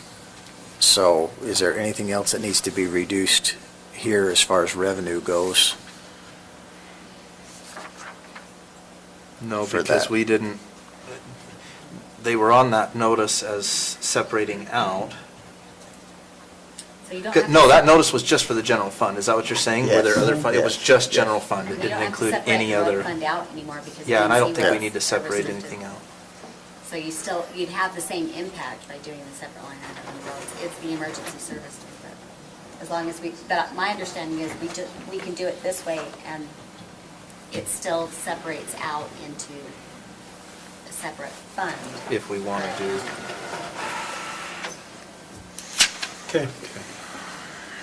So we'll keep our tax rate the same at the 2607. If we're all good, are we ready for a motion on the resolution CR 1907? Yes. Okay. Who wants to make the, Mr. Chair, I'll make a motion that we adopt resolution CR 19-07, adopting the 2020 fiscal year county budget with the following amendments.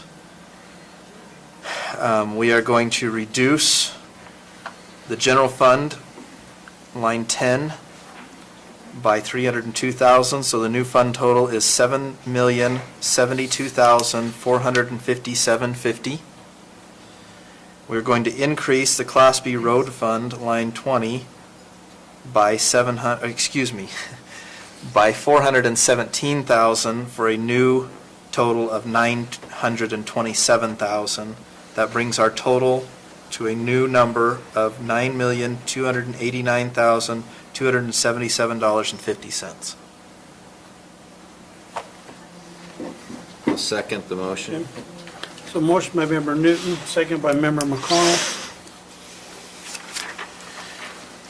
Questions on the motion? Everyone understand what we just did? Do we need to state the fact that we're keeping the tax rate the same, or is that understood? I'll amend my motion to include the fact that we are keeping the tax rate at the same rate, Which is the, which is the .002607. okay? Good with that? Yes. I second Good. Stan's. Okay, so motion by member Newton, second by member McConnell. We need to do this as a per person, since we have it on there, roll call. Just a second, I gotta make sure I got all my numbers here. I can do that later. I know, I'll remember doing a roll call on the No, you last don't have to one. do a roll call. Yeah, have to do it So, on. all those in favor of the motion? Aye. Any opposed? Okay, motion passes. So, tax rate stays the same, not increasing your taxes. There's some extra. I know, I don't know if you guys want to stick around for any more of this. There you go. Why your ice cream was this? You're welcome to leave now. It's quite fortunate. I was just sweating. Appreciate your time and your comments. General session. Appreciate it. No, we gotta have that many. Sorry, did I miss something? Excuse me. Stacy? Okay, that one's done. Now we go to 2019, right? Okay.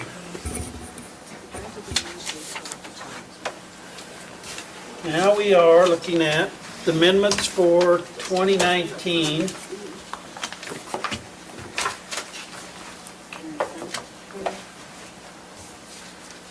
Transient room and tourism.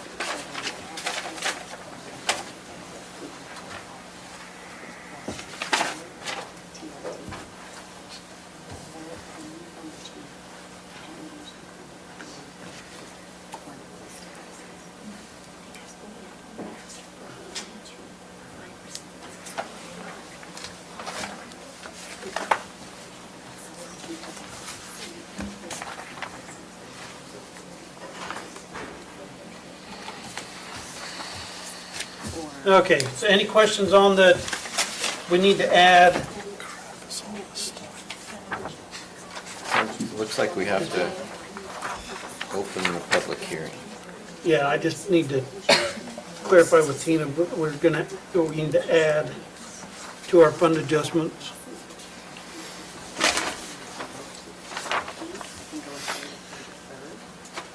I just want to make sure. Remember, Cannon? Yes, So on this county seat that we were talking about, the 17,000, yes, taken out of our fund balance, yes. So we think that we can go a third, a third, a third, but if there's some flexibility there when the internet is working better, I would really appreciate it. We're talking a third TRT, a third restaurant, and a third general? Is that what you're A saying? third, actually, a third tourism, a third transient, and a third restaurant. That I can move, that's where, I have to know what the technical part of that law is, and I can't get it to load. Okay, so Stacy, is that going under, is this going under the department request, or is this going under the fund adjustments? So it can go under, So we're talking about the $17,000. The 17,000, That she's going to ask for tonight for the commercials to They go under the advertise. so the sponsor of the county so it seat. can go under economic development in that one, if you want it on that line there, because we can put it under economic development. And make another line item under the bear fund? Yeah, It will go under department request. Department. Fund adjustments would be kind of like what we talked about at the Okay. end here with the audit under, did you look at all of your funds before you closed the year, and were any of them over budget that shouldn't have been because you didn't adjust the funds? These would be department requests, meaning this is a request that the department is making to, there's money coming in to cover this request that needs to be done. These these department fund adjustments that are being made are, you didn't fund the impact fees, you didn't fund the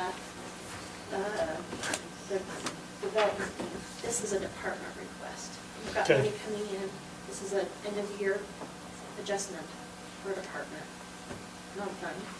Okay, so we're just making another line item under economic development for county seat sponsor, and I, 17,000.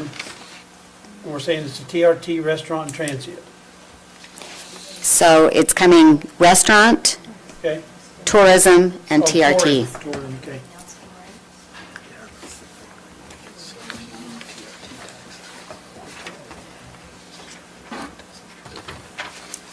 But if we could have some flexibility to adjust it based on the rules, when I can look them up, that it will be done by the end of the year, because I'll do it tomorrow.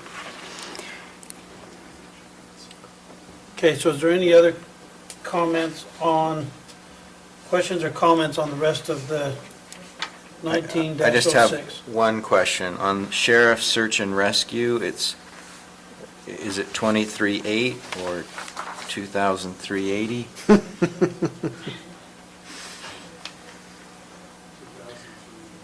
$2,380. We need to delete a zero at the We end. like that number better. Jeremy says if I will turn off Wi-Fi and go onto Well, Verizon, I will be faster, You don't want just to so drop everyone your cell knows. phone on your thing because on your keyboard, because in Wasatch County, that's what they say. I had the same question on the tipping fee expenditure, that bottom line item. I think that's Which There's one? an extra 2 in there, There is, under garbage fund. sorry. So it should be 214,888, is that right? Because the expenditure, is hauling and tipping the same expenditure? Should be the same It's line. not the same, they're two different. Well, I know, but it should be the same dollar amount, right? That's what I thought. Okay, so that's supposed, okay. So that's 214,888, Correct. correct?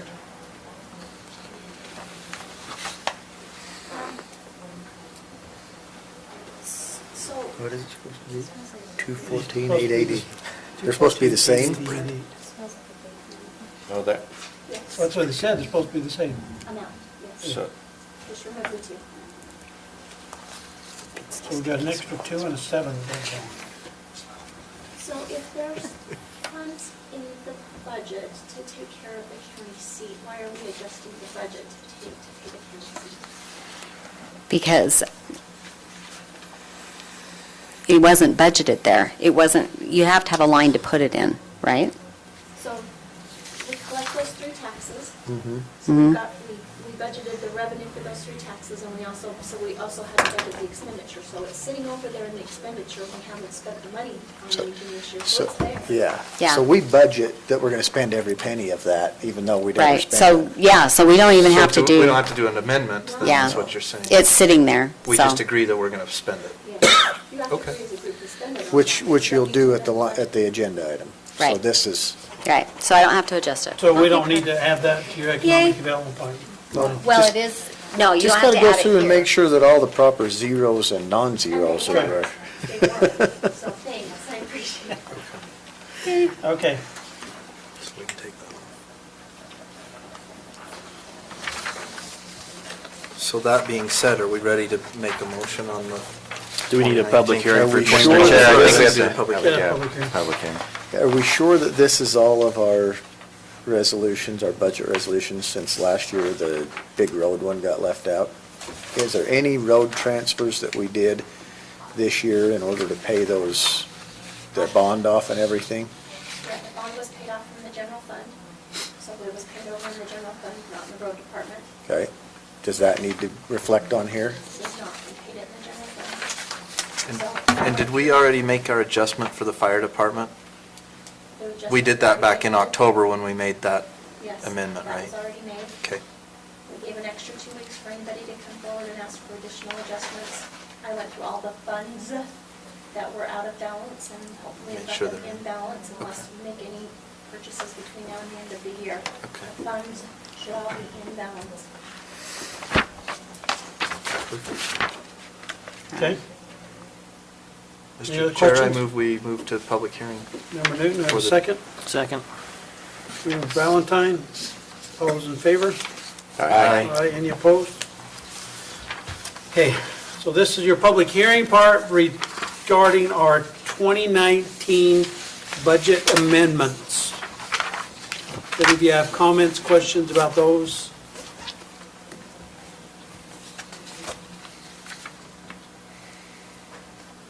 Any Mr. takers? Chair, I move that we move out of public comment. Okay. Second. Motion by member Newton to go out, second by member Kilmer. All those in favor? Aye. Aye, any opposed?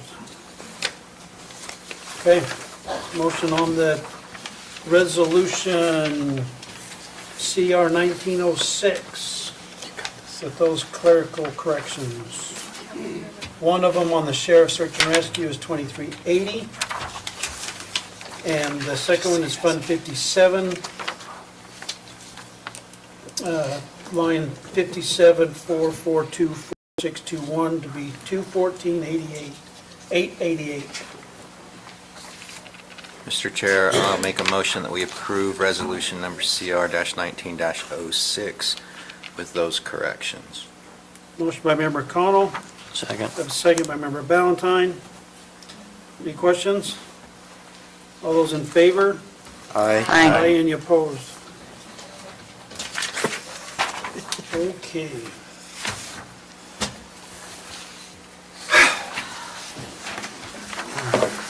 Okay, now we're to our regular meeting. Already? County sponsorship. I think that's already been decided. County hasn't it? seat. Do you want to do Need a a public motion. comment period, Mr. Chair? Oh, yeah, you didn't do your public comment period. Oh, sorry. Mr. Just Chair, I public move we comment. go into public comment for any other items for the meeting. Motion by Member Newton to have a public comment period. Second. Second by Member McConnell. All those in favor? Aye. Aye, any opposed? All right, now we're in our public comment period.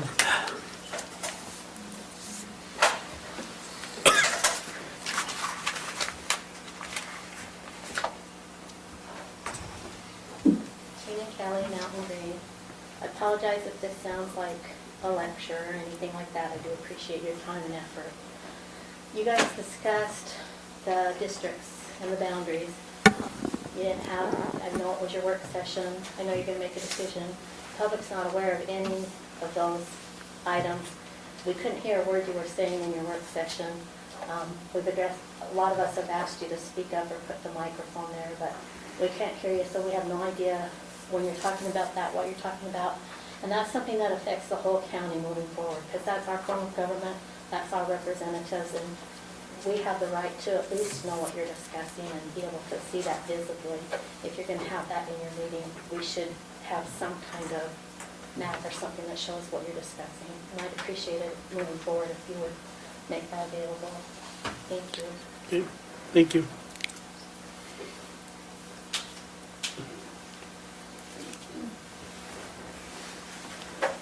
Any other comments? Motion to go out of public comment? Member Second. Swan. Second by Member McConnell. All those in favor? Aye. Any opposed?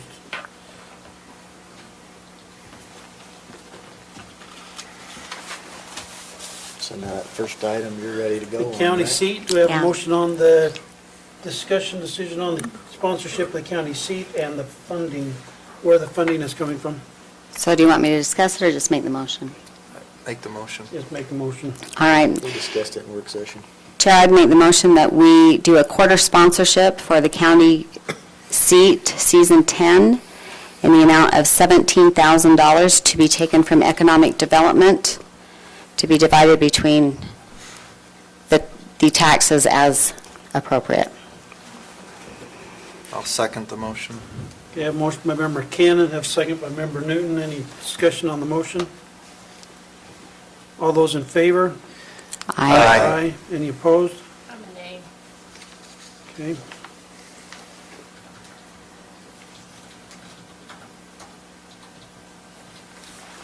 Okay, motion passes.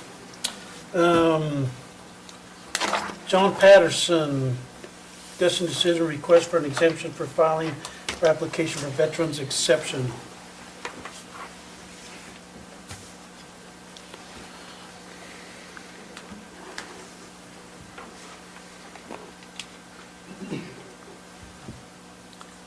Good evening, Chairman Hausum, members of the Morgan County Council.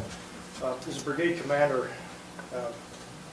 I could build an organization that was adaptive and responsive to the needs of our nation. As a retired military member, I'm at the whim of the Veterans Administration and its bureaucracy.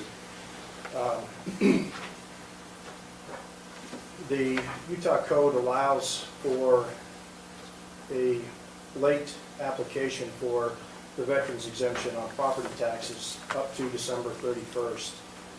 Normally, there is a administrative process that most counties have that would handle this. Unfortunately, Morgan County does not, so thus my appearance before the council tonight.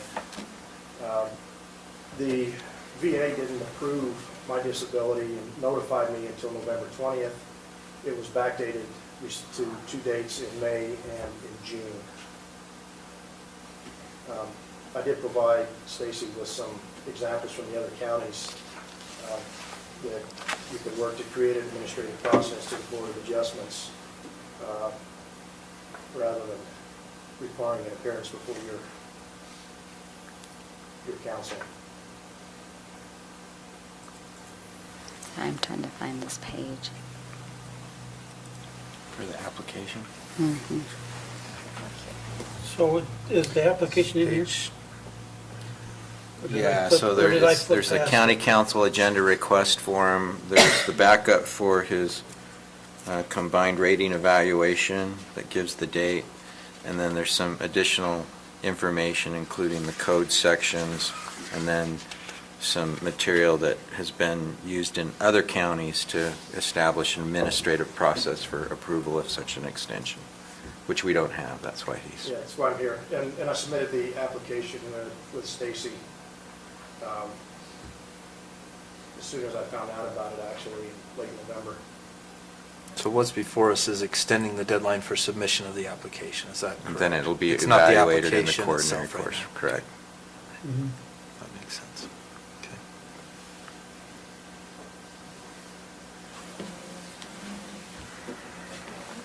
Okay, so Jan, where we don't have anything in our order, can we do this without creating?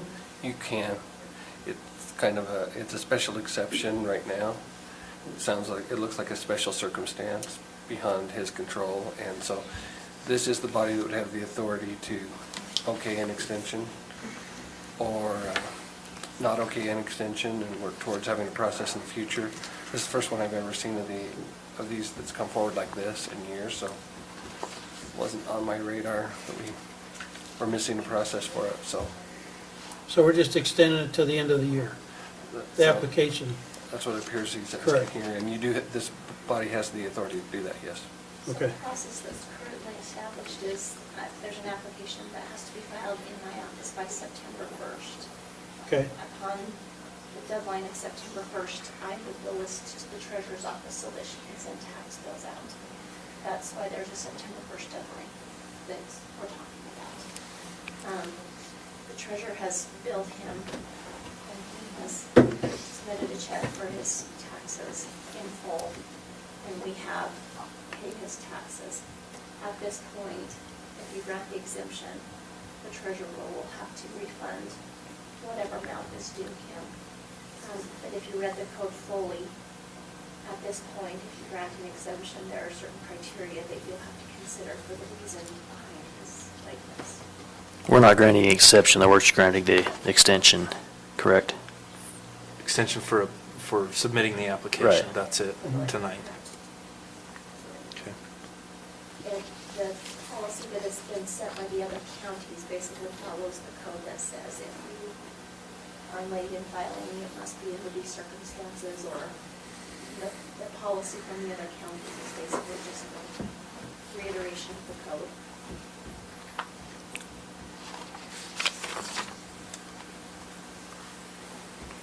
Okay, so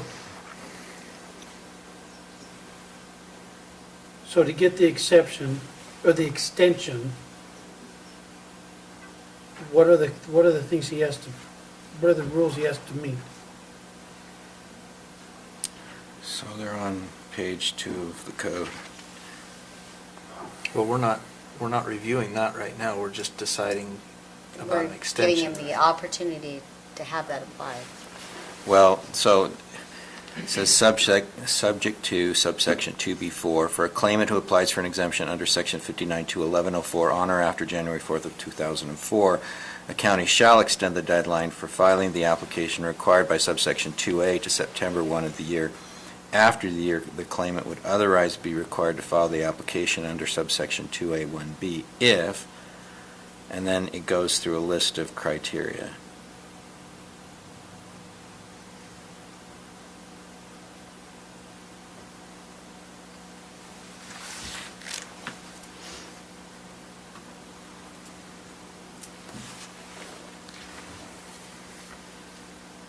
And the criteria are, on or after January 1, 2004, a military entity issues a written decision that the veteran has a disability.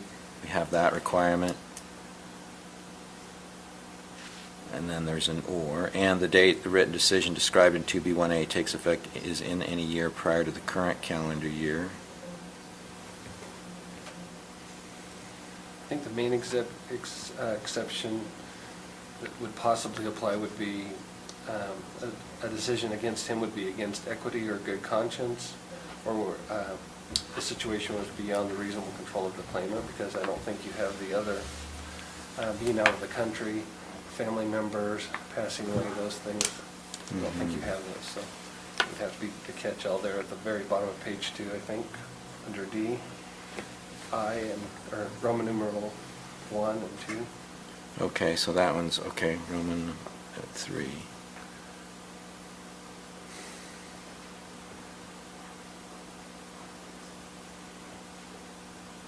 Yeah, between the end of 2 and the first of 3, it allows for it to be extended to December 31st, right? Okay.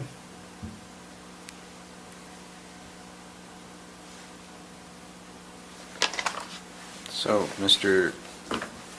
Chair, I'll make a motion that we approve the extension of the deadline for filing the exemption on the basis that it would be against equity or good conscience and was beyond the reasonable control of the claimant. I think that satisfies the requirement. I'll second that motion. Motion by Member McConnell, second by Member Newton. Questions on the motion? All those in favor? Aye. Aye. Aye, any opposed? Okay. You're good. I good? Do I need to do any follow-up now, or?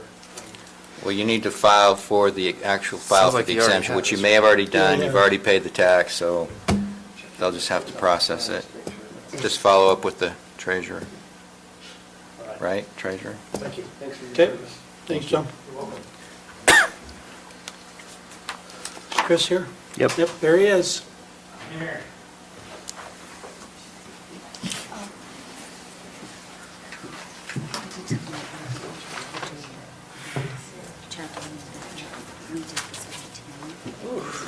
Okay, you guys have had a busy night already.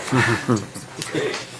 So, first, just by way of introduction, because there's a few I think on the council I haven't met yet personally.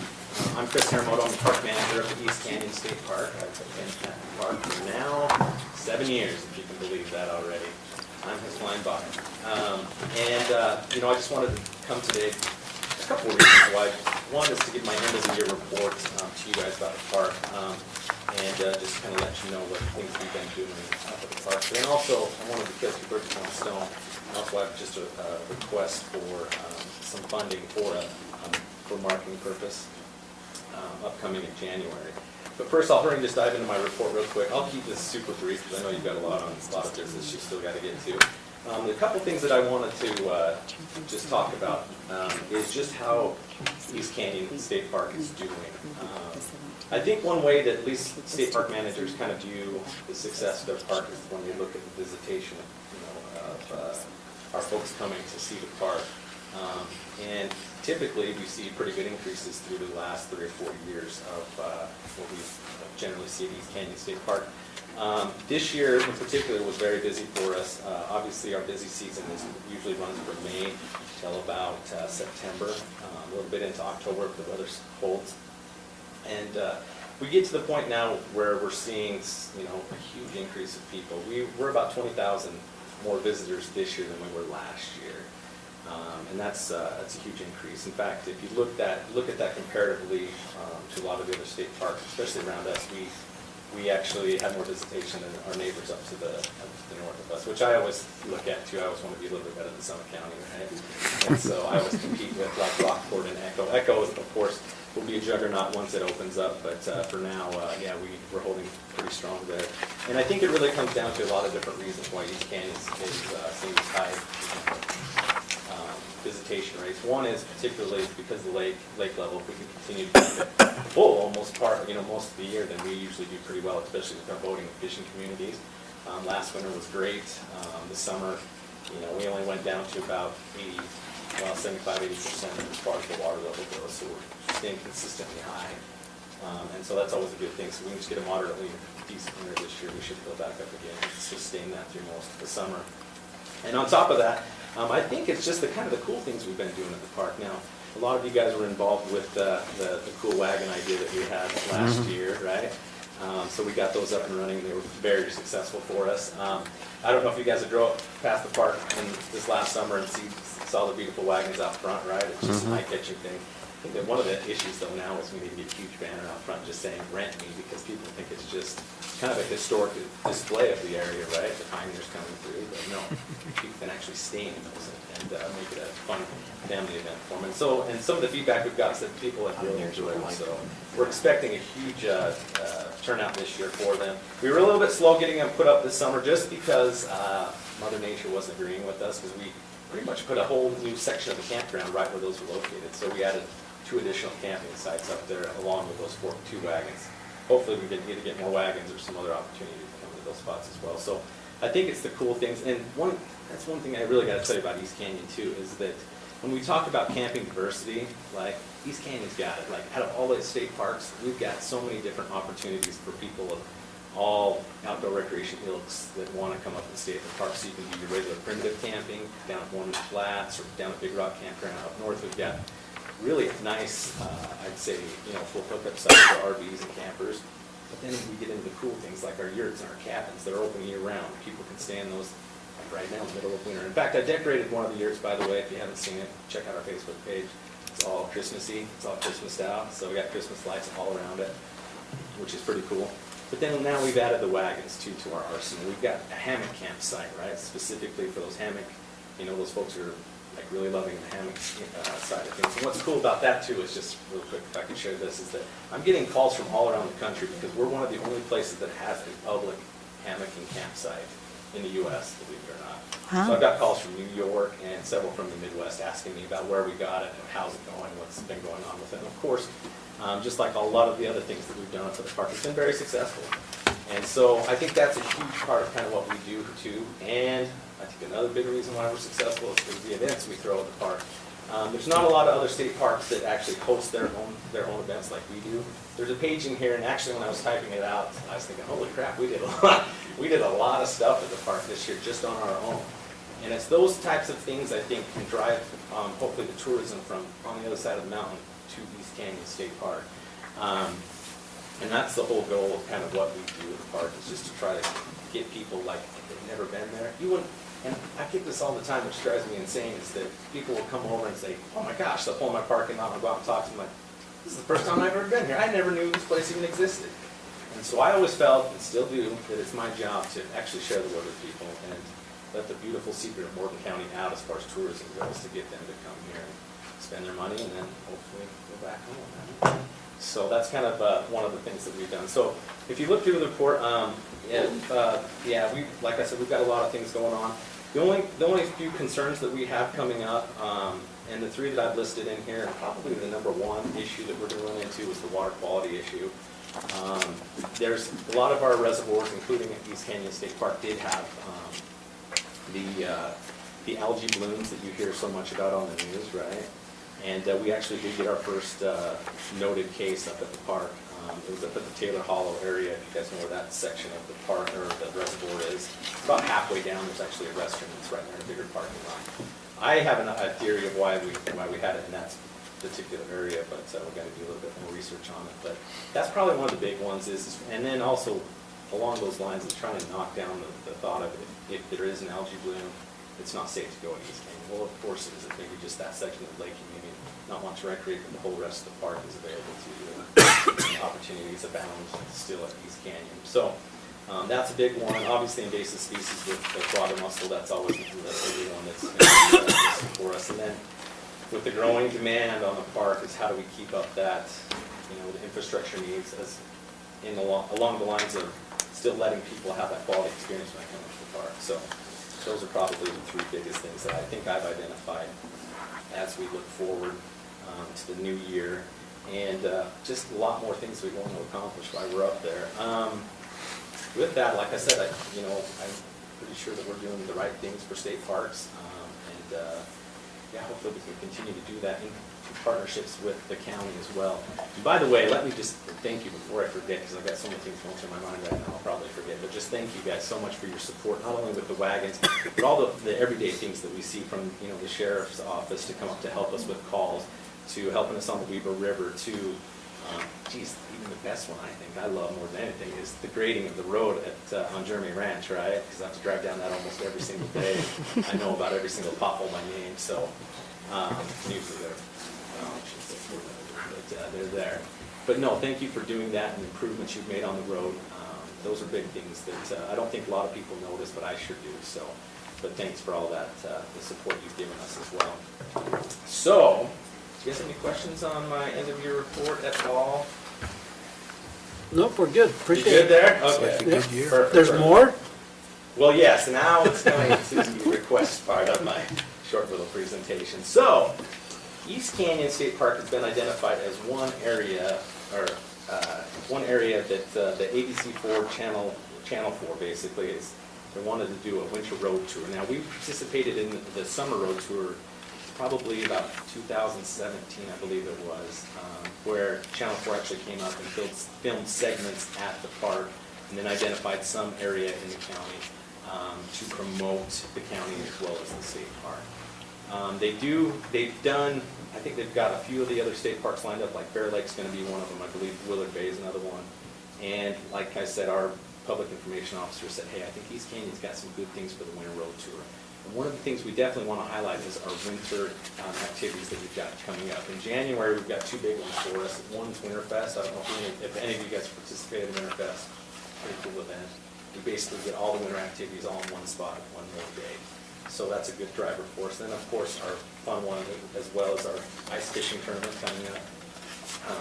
And so we're just looking at a way to market these events for us. And with ABC Channel 4 helping us, I think it'd be a good way to do this. Now, again, the plan is that they would come up, they would film segments, it would be viewed on the evening news on Channel 4. But not only do they actually, film sections of the park, but we would also highlight a certain business in Morgan County. And there's been discussions that we've been talking to with Young Ford about, adding them as our business that we could highlight in Morgan County. And they seem pretty receptive to the idea. Now, here's the tricky part though, right? You've got to come up with $2,000 doing this. State Parks has already dumped in overall for the overall program about $5,000 into this. And so when our PIO came to us, he said, you need to go to the county and see if you can get $2,000 to support this program, to see if we can get them to come to Morgan. So that's why I'm coming to you right now to do this. Now, there's been some discussion about if there was some cooperative marketing funds that we could actually match, with the county if we could. So, and I believe we have a pledge of $1,000 from them. So what I'd be asking This is through the for- chamber. Yeah, through the chamber. So what I would be asking from the county is $1,000 to match that request. So I think it's definitely beneficial. Again, it's a good driver where a lot of viewers can see it. With my limited scope of actually being able to, send out information to get these events and other things within Morgan County out, I think it's a benefit to all of us if we did that. So, any questions on that part of it? Thanks. Is there a fundraiser Any questions? for it? It can come out of TRT. Is there anything left in there? I haven't seen the balance. Well, After tonight? that's the lowest one, but I think there's at least 1,000 in there. So we haven't. Do you have a current balance in it? So you're looking for this for 2020? Correct. Okay. Oh, then 2020. Oh. You're not looking at it Haven't for spent anything tonight, yet. you're looking at it for sometime in 2020. Correct. January-ish. And yeah, we haven't spent that all yet. So there will be funds in TRT for 2020.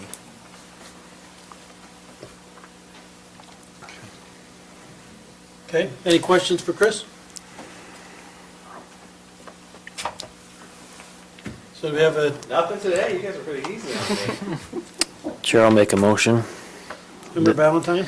that we approve the East Canyon State Park Good for Utah Tour funding of $1,000 to come out of the TRT fund For 2020? for 2020. I'll second that. Have motion by Member Valentine, have a second by Member Cannon. Any questions? Can you notify us when this will be aired so Yes, that we of can? course, yeah. I'll let you know. Yeah, like, share, We'd like and, to push it out. yeah. Yep, we're definitely gonna do it before, I'm thinking the week before the week of the 18th, so. The maybe Snizzers. Saturday, so like, maybe Tuesday-ish, Wednesday, something is what they're thinking, but I'll let you know for sure. Depending on the ice It's starting to thickness. freeze up, by the way, which is good news, so it's finally happening. Okay. No more questions? All those in favor? Aye. Aye, any opposed? Okay. Motion passes. Awesome, thank you guys again so much, I appreciate all you've done for me, and have a Merry Christmas, huh? Thank you. Thank you. Thanks, Chris. See you, Chris. Lance. Consultant contract, geologic review service. Correct. This is just a new contract with Bill Black of Western Geologic Services. They, Elliot Lips, who's been our geologist, the county geologist, and has been reviewing all the geologic hazard ordinance requirements and those investigations and studies and meeting with developers, has retired. So we put out the request for proposals several months ago. Bill came back as the best choice for us from our review committee. And we've talked to them and interviewed them, and they put together this contract, so we'd like to approve that. Jen, have you had a chance to review? Yeah. Looks acceptable for us. Is this their form? It's actually our form that we used with Elliot with some modifications. So this is with Western Geologic, not one person in particular. I'm good Correct. with It that. is, Okay. their main point is Bill Black, who's their on-staff geologist, and we'll be doing most of the work, but they are a company that has the ability to back him up. I only had one question on the contract. So there's the hold harmless section in section 9. There's a reciprocal indemnification provision. And then there's the last paragraph, though, puts an expense limitation or a claim limitation of $5,000. And then it says, in no event shall the consultant be held liable for exemplary or punitive, which is pretty typical. I'm not, where we require them to maintain professional errors and omissions insurance of $1 million per claimant in the aggregate, I'm not, is it typical for us to allow them to limit the damage claim at $5,000? We haven't typically done that in other contracts that I've seen.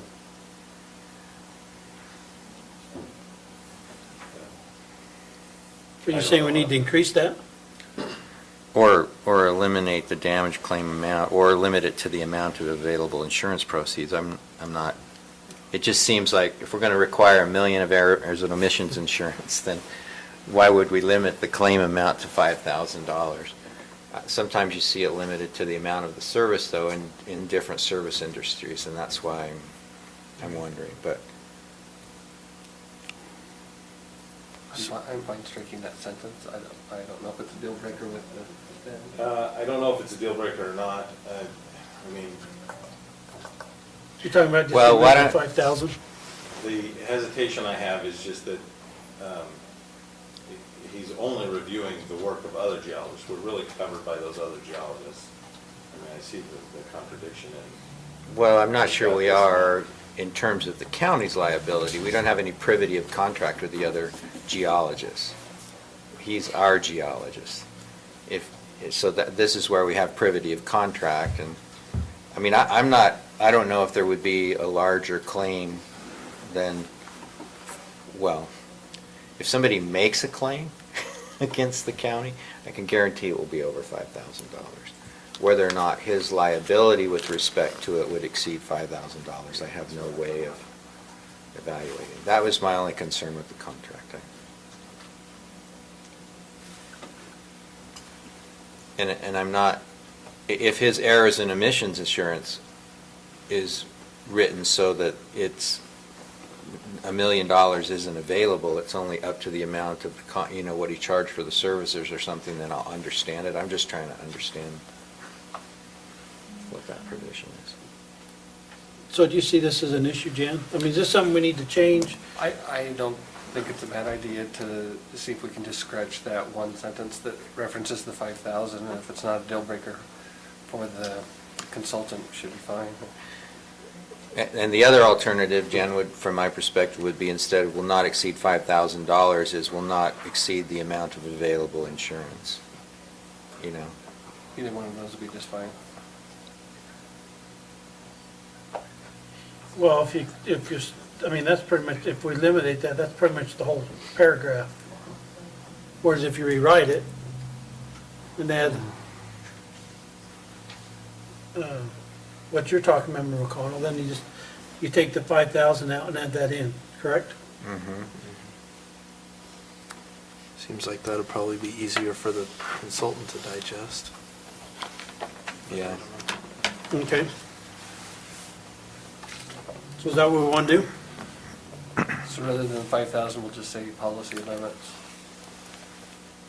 on his indemnification policy that he has, errors and omissions policy he has. Yeah.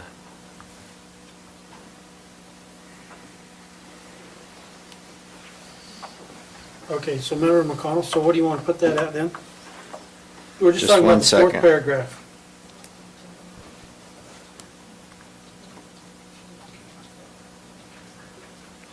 You rewriting the whole paragraph?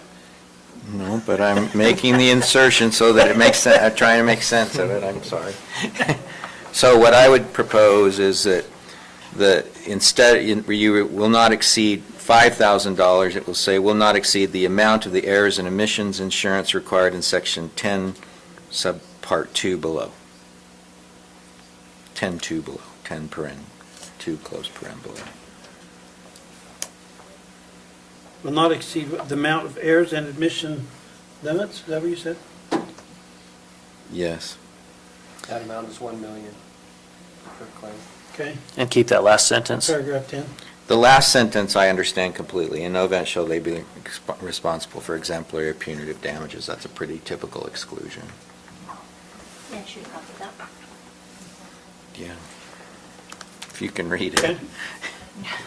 Read it better than I can hear it from the tape. That way, he maintains the insurance. If there's a claim, we have a claim against it. That's my only thought on it. Okay, any other questions? A motion on the agenda item? Make a motion to approve the consultant contract for geologic review services as amended. Okay, motion by Member Swan, do I have a second? Second. Second Member Buchanan. Any questions? All those in favor? Aye. Any opposed? Okay, thank you, Lance. Christmas Eve hours, typically, we let them off at noon. 5:45 is a good time. Is there any Let them off. consideration? They have to be back on Thursday, right? This is a bad year. Unless they take leave. Well, the office still has to be open on Thursday, I guess. So, Mr. Chair, I'll make a motion to close the county offices on Christmas Eve at noon. at noon on Christmas Eve. Second. Have a motion by Member Swan, second by Member Kilmer. Any questions? All those in favor? Aye. Any opposed? Point of clarification. As Yeah. I recall, last year there was discussion after the fact as to whether this was paid or unpaid or how that was going to work. Do we need to clarify that? Paid as paid leave. I just assumed it was Okay, paid. I just We're wanted giving to them- clarify. Okay. So these get Merry paid for a full Christmas. day, but we close at noon.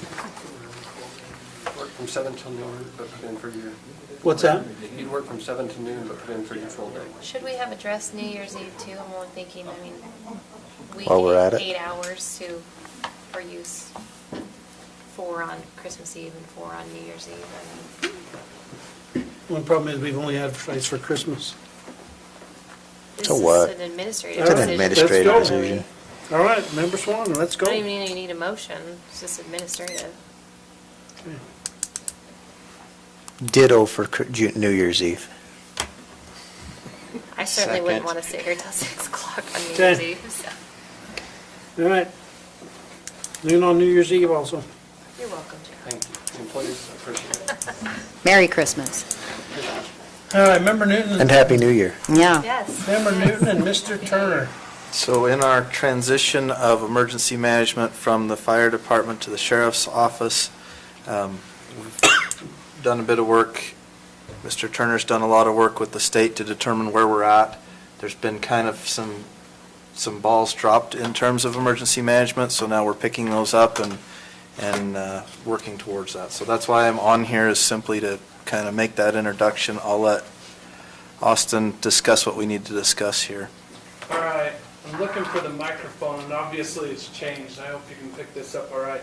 I'm into week 3, day 2 of week 3 in this process of emergency management. And in week 1, day 2, I had the liaison with the State Department of Emergency Management come up and give me the good information that by Friday of week 1, I had to have the pre-disaster mitigation plan grant funding in.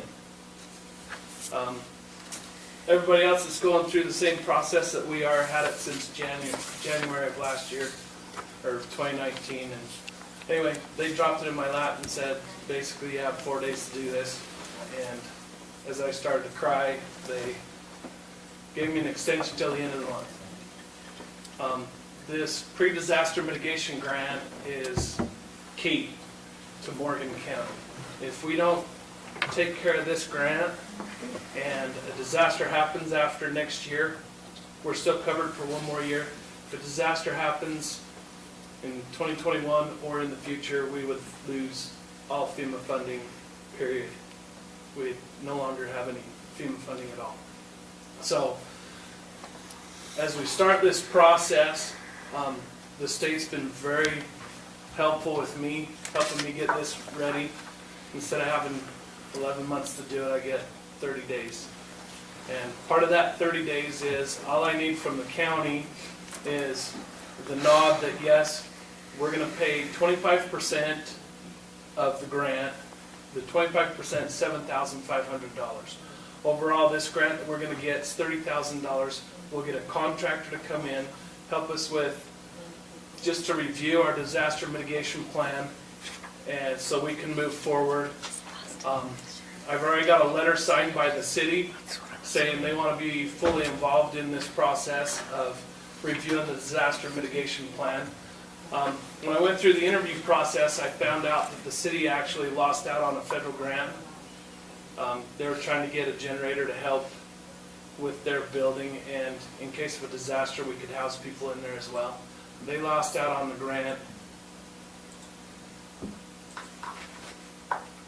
And if, I'm trying to be politically correct here in a public meeting, if we do this grant and we move forward and we get some face time with the State Department of Emergency Management, and FEMA knows that Morgan County is now serious about their emergency management, there are funds sitting on the sideline that we can tap into.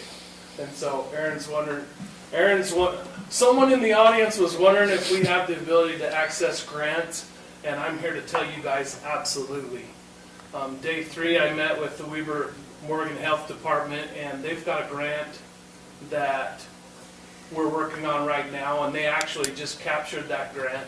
It's for the MRC, the Medical Reserve Corps, which is something we're going to be pushing at the beginning of the year, where we're going to have doctors and nurses that are going to be involved in the Medical Reserve Corps to help us in Morgan County. And that grant's already, it just got approved last week. And so this is a grant we need to access a bunch more grants. It's a small amount, okay? And I know from sitting in your guys' seats, the concern is, where's the money coming from? There's a tax line item for floods that everybody pays in their tax line item. And in that, there is a miscellaneous for projects. Last year, the miscellaneous for projects was $21,516. And we used a grand total of $0. Next year, it was budgeted, it's gonna be 22,000 and change. All I'm asking for is 7,500, so we can start the disaster mitigation review process, so that we can move forward and access more grants and more things for us. You guys are gonna get sick of me. I'm not gonna beleaguer the fact right now, but we're gonna have a lot more meetings to talk about different grants and different ways we can access it and different things we need to do as a county. So, do you have any questions for me? So this is money we can use out of the flood fund? That we can never, ever use for anything else. Well, right. We never can use this. Technically, it's out of the miscellaneous special projects. We don't From the want flood to use that money for just anything. Right. Matter of fact, on another time, I want to talk to you guys about that fund. FEMA's starting to say, we don't want to keep funding disasters, figure it out yourselves. And so, in an executive committee meeting that I was at, all the other counties in the northern region are talking about having to form a fund like we already have. The other counties are talking about forming a fund to help with disaster relief. And that's gonna be a new up and coming buzzword with the FEMA is, how are you gonna do disaster relief after a disaster happens?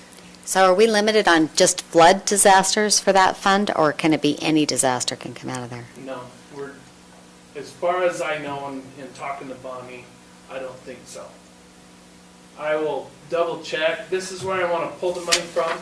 The reality of it is, talking to the state, we're not going to need this money till probably November of 2020. It's just, right now, I need the letter saying, we'll come up with the money and we want to participate in this.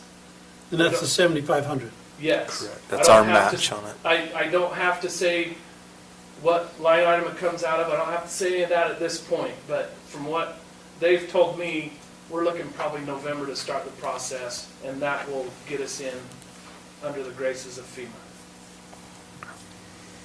All right. Okay.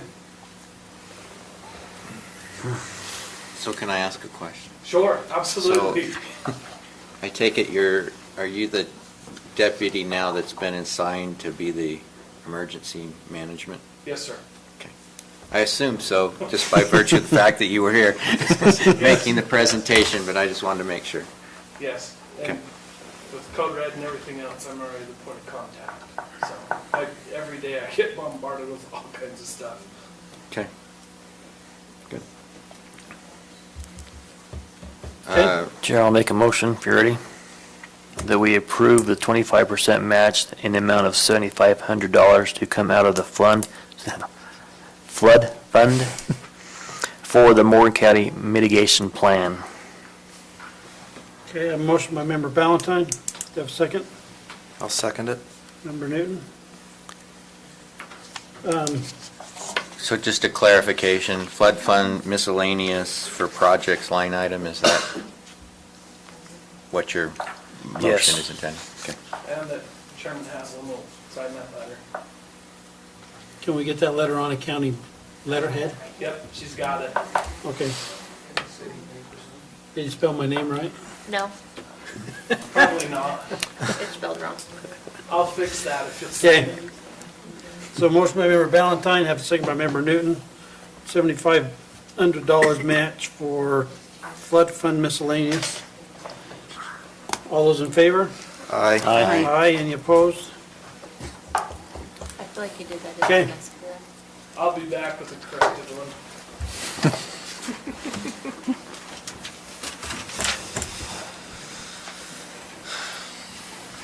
Member Newton? Okay, in a previous council meeting budget discussion, we discussed funding on the fair, and one of the items was a capital improvements fund for the fairgrounds. what I am proposing is an amendment to our code that would do just that. So in the packet, you have a resolution. I emailed out the actual, originally I put it together as a resolution, I sent it to Jen, and he corrected me and said it needs to be an amendment to the code. So it's an amendment to the code. I emailed that out a few hours before our meeting. It reads exactly the same as this resolution, it just says amendment rather than It's an resolution. ordinance rather than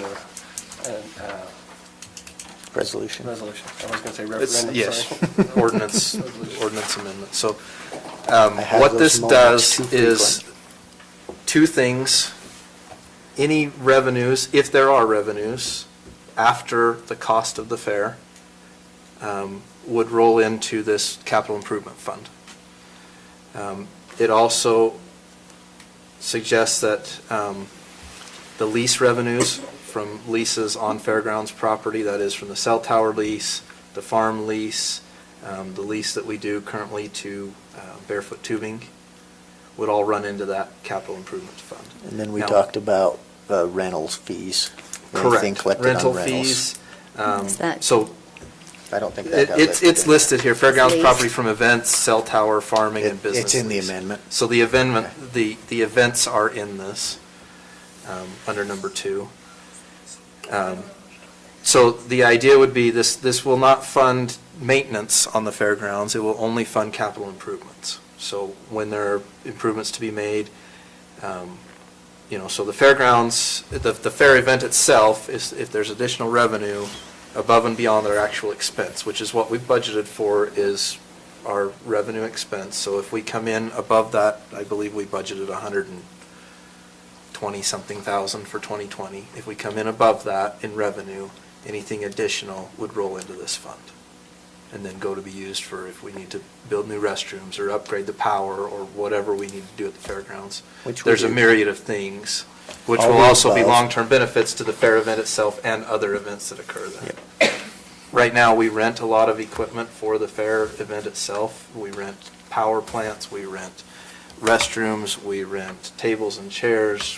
There's a lot of We- things with speaker systems because we Yeah. don't have adequate for the fair itself. We don't even come close to having the power requirements we need to put on a fair, and that's not counting anything like a carnival or anything like that. That's just what we need for the fair, right? And we have the way been it is. fortunate that we've received some donations in kind from some companies that have donated power plants to run some of that, but it's expensive to operate, so anyway, that's what this is. Okay, so we got, in the parks, you got the fairgrounds. What's the money in there then? So that's maintenance. That's maintenance. That's maintenance money. We do not currently have any budget for capital improvements to our fairgrounds at all. We have to come in here and ask for it for anything we do over there. Correct. So And it's getting pretty run down. What I like the most about this is it gives an incentive to save money. Yeah. And because they get to use it directly for what they raised it for. I agree, and I think ultimately it benefits the fair event because as improvements are made to the fairgrounds, it's going to reduce our cost to operate the fair. If we don't have to Yep. rent toilets, that saves us money, you know what I mean? So hopefully it's a win-win. And then any sponsorship money that goes into it would roll into it the same way, which makes the sponsor feel better about their money was used towards what they put their money there for. It's not, Correct. it's beautiful. Love it. Okay, so So what? we so- don't have an ordinance number, I Stacy will have one handy. don't believe. You haven't- Do we have an ordinance number? Okay. Okay, so you want to roll over the additional money that's not used for the expenses of the fair. Correct. My question is, so what do you do when we come in, our expenditures exceed The same thing we Or do now, revenues. which is we have to cover it out of our general fund. Now, we could, at that point, if we decided, we could probably transfer money out of this capital improvements fund to cover that. But that's how it would work now, without any funds, any capital improvement funds. If they go over, we cover that out of our general fund. Correct. So at that point, if they go over, it is a budget adjustment anyway. You'd have the option of pulling it from either out of the general fund or out of your capital improvements fund. You'd have the option at that point. Correct. Yeah, you'd have to discuss that and specify it at the time, so. Yeah. So you're not locking it either way. No. Probably do something similar for the airport. And I'm not opposed to that. I like the idea of It's not setting a up horrible some idea. funds so that we have some long-term We're gonna have some put away public for some of projects. these things, because, Are we? you know, when we come in and say we need $80,000 to build new restrooms for the county fairgrounds, that's a huge budget amount that's really difficult for us to come up with in a single budget year. But if we've been putting 30 or 40,000 a year into a capital improvement fund, hey, that's, you know, that's a good thing. And between what's left over from the fair and these leases on the fairgrounds property, we probably could put, you know, 20 to 30,000 a year in that fund.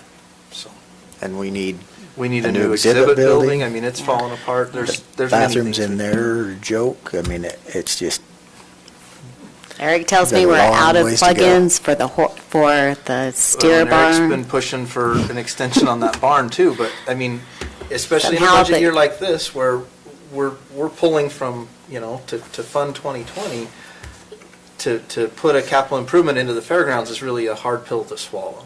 But Right. if there's a fund there, I feel like it's easier for us to do that. and Okay, so we've you're- been generating money off of the fairgrounds for quite a few years now, but not putting it back in Correct. as it, So you're gonna take the line item we got in our, for our revenues, for rents and concessions, you're taking that out of our revenues then? for fairgrounds, yes. Yep. That'll go into this It'll fund. go into a capital improvements fund. That'll now be a revenue on that line item. Or for that fund. So I have a question about process, Jan. So in the land use arena, when you change your ordinance, you have to have a recommendation from planning commission and a public hearing and then council decision.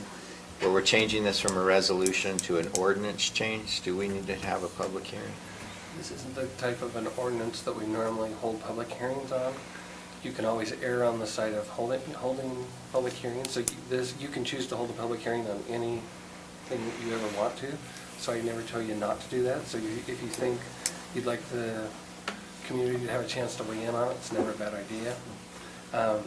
There is a 15-day waiting period after it's voted on for it to take effect, and so it seems like it's not going to go in effect this calendar year anyway, because of the date we are today. So I don't know if there was a push to do, I mean, at first we thought maybe we could do that, so there isn't a big time constraint probably if you felt like you wanted to hold a public hearing. Bummer. In land use cases, we specifically hold public hearings. Well, yeah, LEDMA requires it for Yeah. land use, but I Yeah.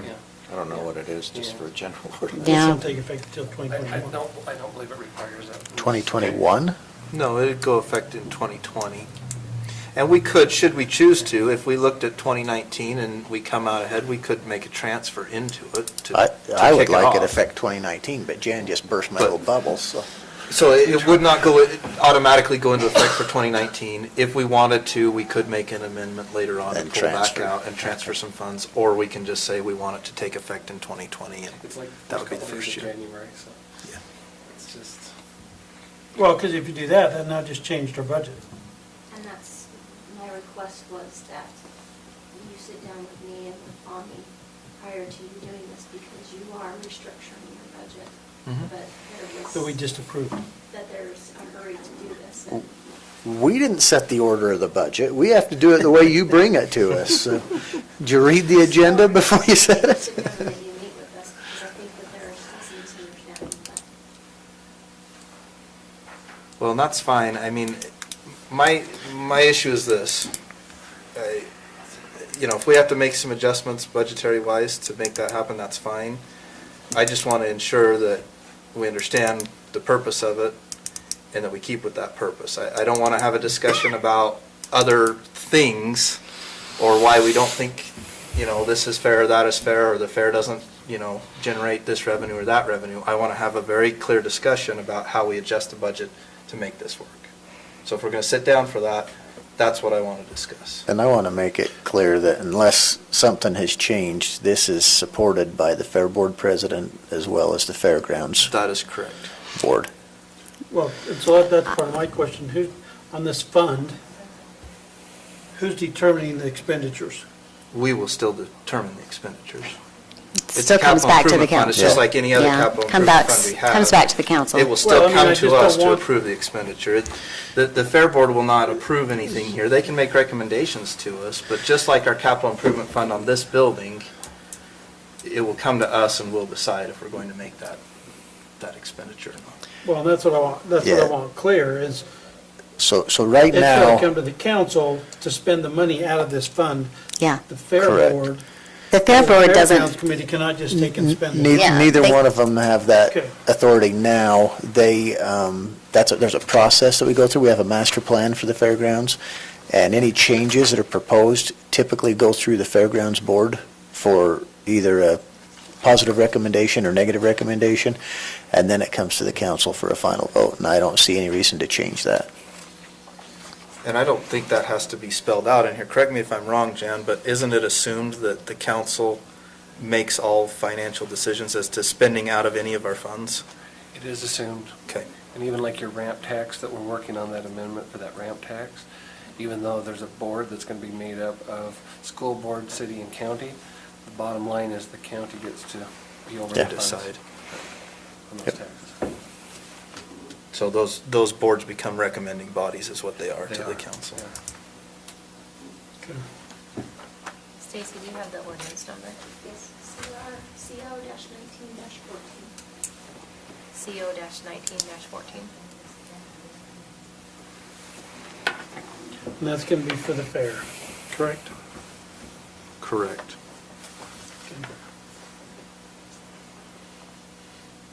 Okay. Motion. I'll make a motion to approve Morgan County ordinance number CR-CO-19-14. Second? Okay, motion by member Swan, second by member Kilmer. Any questions? Yeah, All those in, what? Can we add the 2019 transfer of all revenues so that we have a nice little I would like us start? to do that after we look at the Fix budget, that? see what's Okay. left and all that All right. stuff, because I want to make sure we get everything through the end of the year. if that's okay Fine, with we you. can bring it back. Okay. No more questions? All those in favor? Aye. Aye, any opposed? Okay. Mike, Tina. all right. Mike, do you want to lead? Do you want me to lead? I'm going to let you lead since you've had more discussion on this.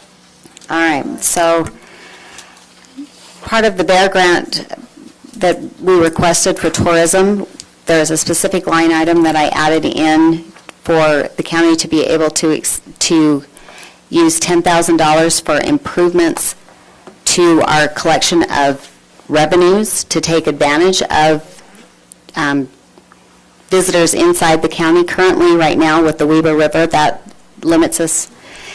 This project would qualify for that. I had Brett give us an estimate. That part of the Bear Grant is for 10 grand. That was part of why we got the biggest Bear Grant we've ever gotten, just so you know.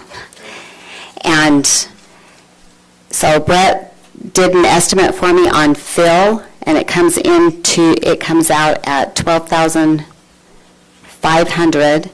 He has added the labor on there to get it to just under 20,000 so that we can submit that for the half. I probably shouldn't put that on the video. But, so half of this extension, this is on the restaurant side to match what we did on the river side, and gives us the opportunity to extend the sides and create lined parking, and then at the end of, before you get to the houses in that area, it would be a no parking area after that point, and we would need to stripe the road to bring order to chaos in that area. So that's, unless anyone has any questions, but So, What do we, what's Don't have the, any documentation. so what's the dollar amount that we're approving? So I am so sorry. It's been quite the crazy week, and I forgot to send it to you. So we are approving 12,000, no, 500 for Phil, for fill, but that's just the material. just the material. And then labor. Then we have 7,500 in labor. Hang on, it's not quite that amount. I've And got to is- find And it. who's the labor being performed by? County employees. By the county. And okay? then the Bear Grant portion of it is for 10 grand. So our cost, It's 10. no, our cost is the, Well, really $2,500, right? right, the 25. Well, no, That is because it's, manpower. that is the manpower. It's 2,500, 2,500 for fill plus manpower. right. Is what our cost is. Oh, 2,500 for fill plus manpower. Yeah, because the 10 grand will cover the 10,000. Oh, okay. 25 and then 10,000. All right, okay.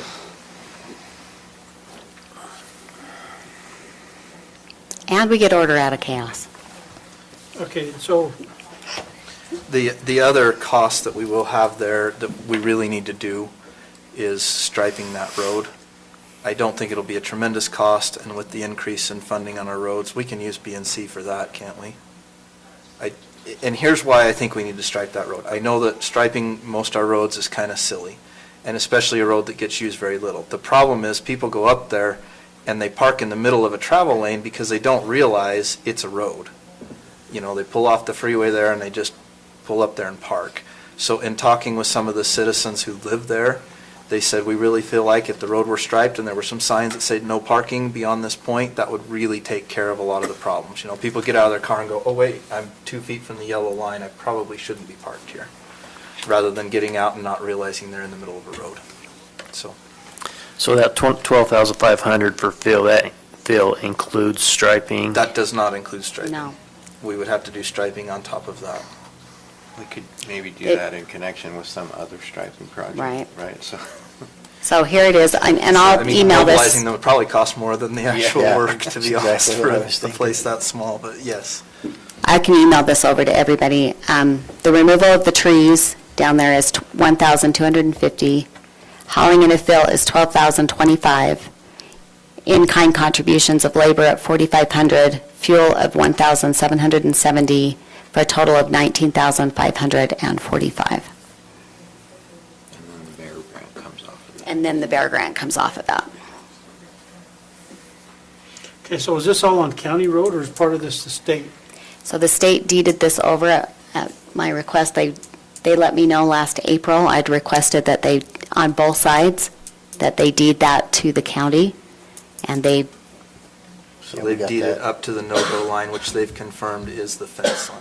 yeah, so we know exactly where the line is. My understanding is we were maintaining it anyway, so, Or lack thereof. yeah, what we call maintenance. We've been plowing. Well, Okay, so correct me if I'm wrong, but all of this is to benefit Taggart's.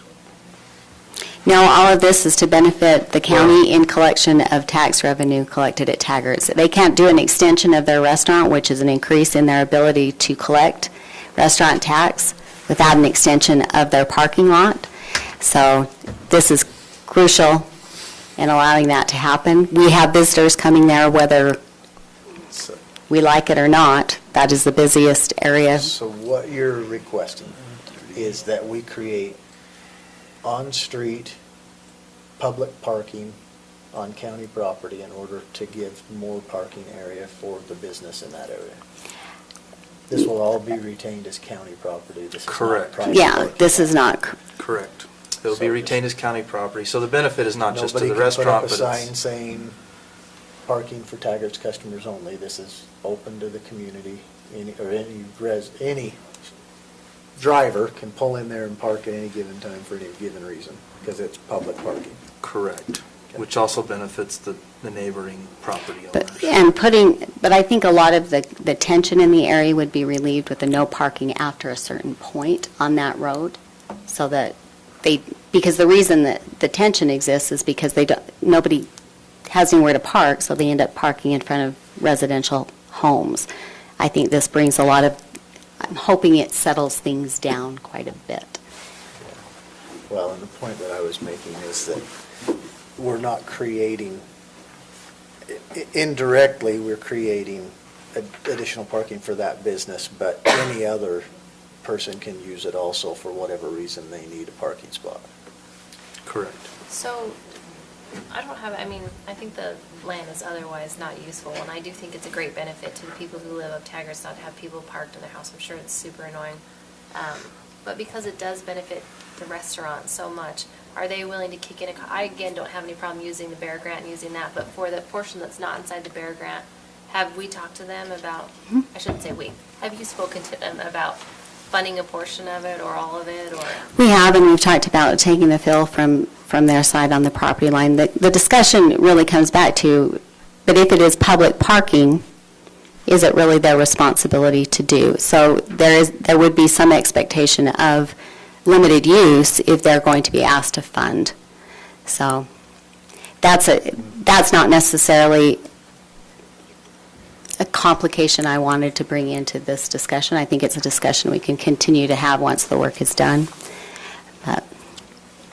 And the added benefit and how much, but yeah, we've talked about it, and it's a give and take situation over how much can you apply. If they put forward the money, is there a restricted use for the funding? Maybe, I don't know, maybe a 50-50 option is a better, so that we're covering half and they're covering half. Because at the end of the day, even though it is public parking, the main people who are going to park there are That's the right. people who are eating at the restaurant. So, I don't know. I Well, guess I would feel a this little bit is better no if they were different than we contributing have some portion. when we ask for, donations for expansions at the ballparks, at the fairgrounds, at the parks, any of these kind of things. It doesn't make it, as soon as that donation is given, it's the property of the county. It doesn't give them ownership of it. Yeah. It's something that's going to benefit them and their customers, and I see no problem with asking for that. I think Yeah. it's a very good I totally support compromise. it. I think it should happen.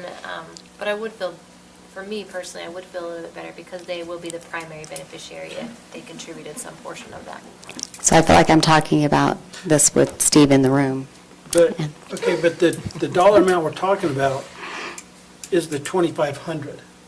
Yeah. Because Correct. we got Correct. 7,500 that Brett has figured 2,500 in. plus 7,500 in labor that the Well, no, county will pay for. Okay, but I'm looking at, They're kind of we've got to donating come up that with time. 2,500 bucks. The county is going to absorb the 75 in our road department. Well, then, Right? Yeah, I'm you're good right. I with mean, the it's not county a absorbing dollar the- amount that's coming Yeah, out. You just so all said you what did are was we point actually out to writing a me check that for? I'm more Yeah, in it's favor correct. of. Talking about writing a check for $2,500 out of our funds. All you did for me was point out that I'm more in favor of the county absorbing the 7,500 and then Taggart's paying the 2,500. Well, and that's what I want to clarify, because I don't want to sit and say, we're figuring 7,500 from the county is what we're going to actually come up with physical dollars. So to me, that's off the table. If we're going to have the road department do it, we're just talking about the difference of the $2,500. Sure. I think that's cheap extra parking for a business. Extremely cheap. Were you going to throw in the striping then? What's that? Okay, I'll throw in the Well, I don't want to throw the striping into that because I don't think that that's a cost that.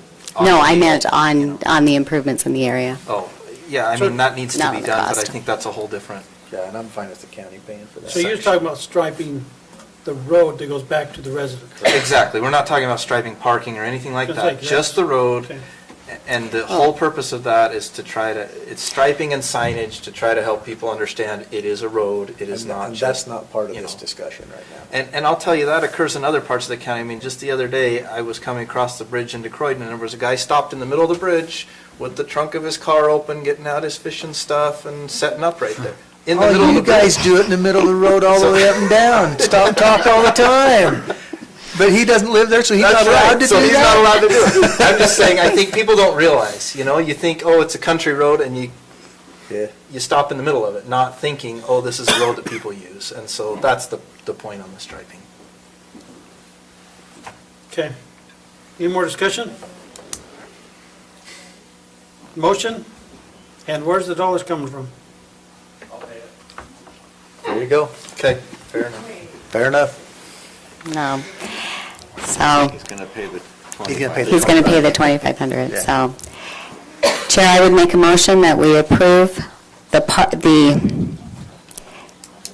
let's see, the parking extension at Taggart's per Brett Heiner's memo with $2,500 to be paid by Steve Tuttle at Taggart's Restaurant, and the rest to be coming out of the bear funds, And the labor, county labor. county labor, but the matching bear fund grant. Yes. I'll second. Oh, I was going to I say. probably didn't do a very good job of that, sorry. You're just too slow. Let's slow down. That's all those motions early on. I It's know. got Yeah. you off your, My game. I feel like I'm really slacking too. Okay, that motion by Member Cannon, second by Member O'Connell, for the extension of the parking at Taggart's, $2,500 to be paid by Mr. Tuttle, and matching bear funds, correct? Correct. Okay. All those in favor? Aye. Sorry, any questions? Okay, all those in favor? Aye. Any opposed? I'm a nay.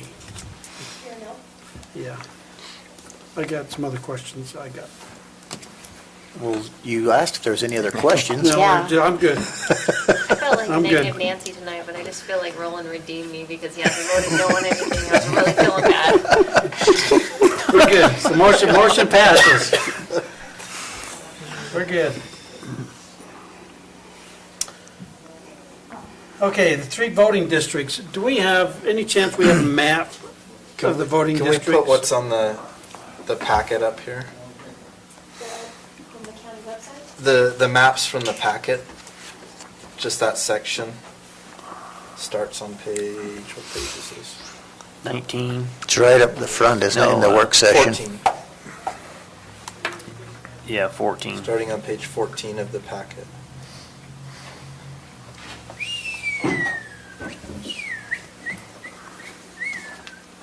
We did have that microphone down there on the table during our discussion. Was it Was not it- turned on, or It was on, it's it just just hard to. doesn't work? It doesn't work. You need a couple of them anyway. Well, we can walk through these just, I think, pretty quickly so everybody can see them, and then, I'd just go through the list of precincts. You and the want me to go maps through are it, The or- precinct maps are on the county website, so just list the precincts and what districts they will be. okay.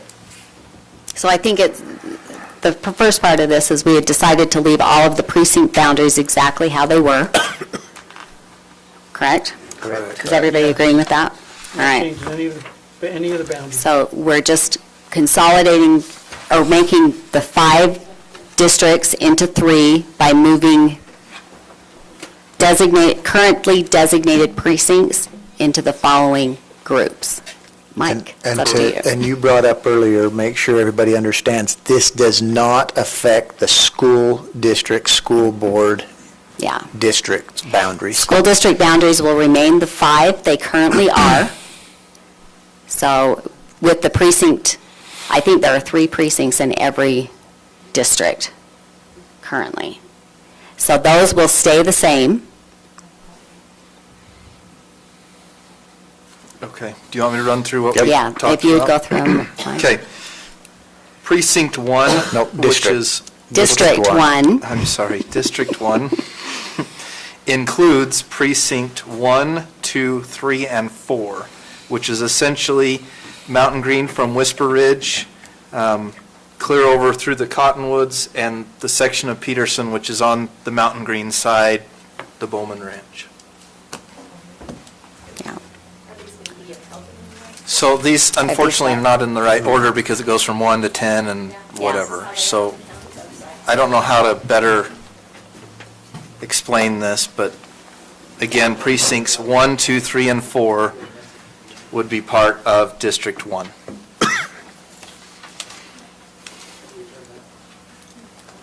So there's precinct 2 and 3. So you can see 1, 2, and 3. Precinct 2 is Rollins Ranch, Trappers Point, Paul Drive area. Precinct 3 Precinct 3 is Airport, Scotsman Center area, Lower Cottonwoods. And then Precinct 4 is Cottonwoods over into the Peterson area that's on that side of the interstate. I'm pretty sure this is the Mountain Green Fire District boundaries.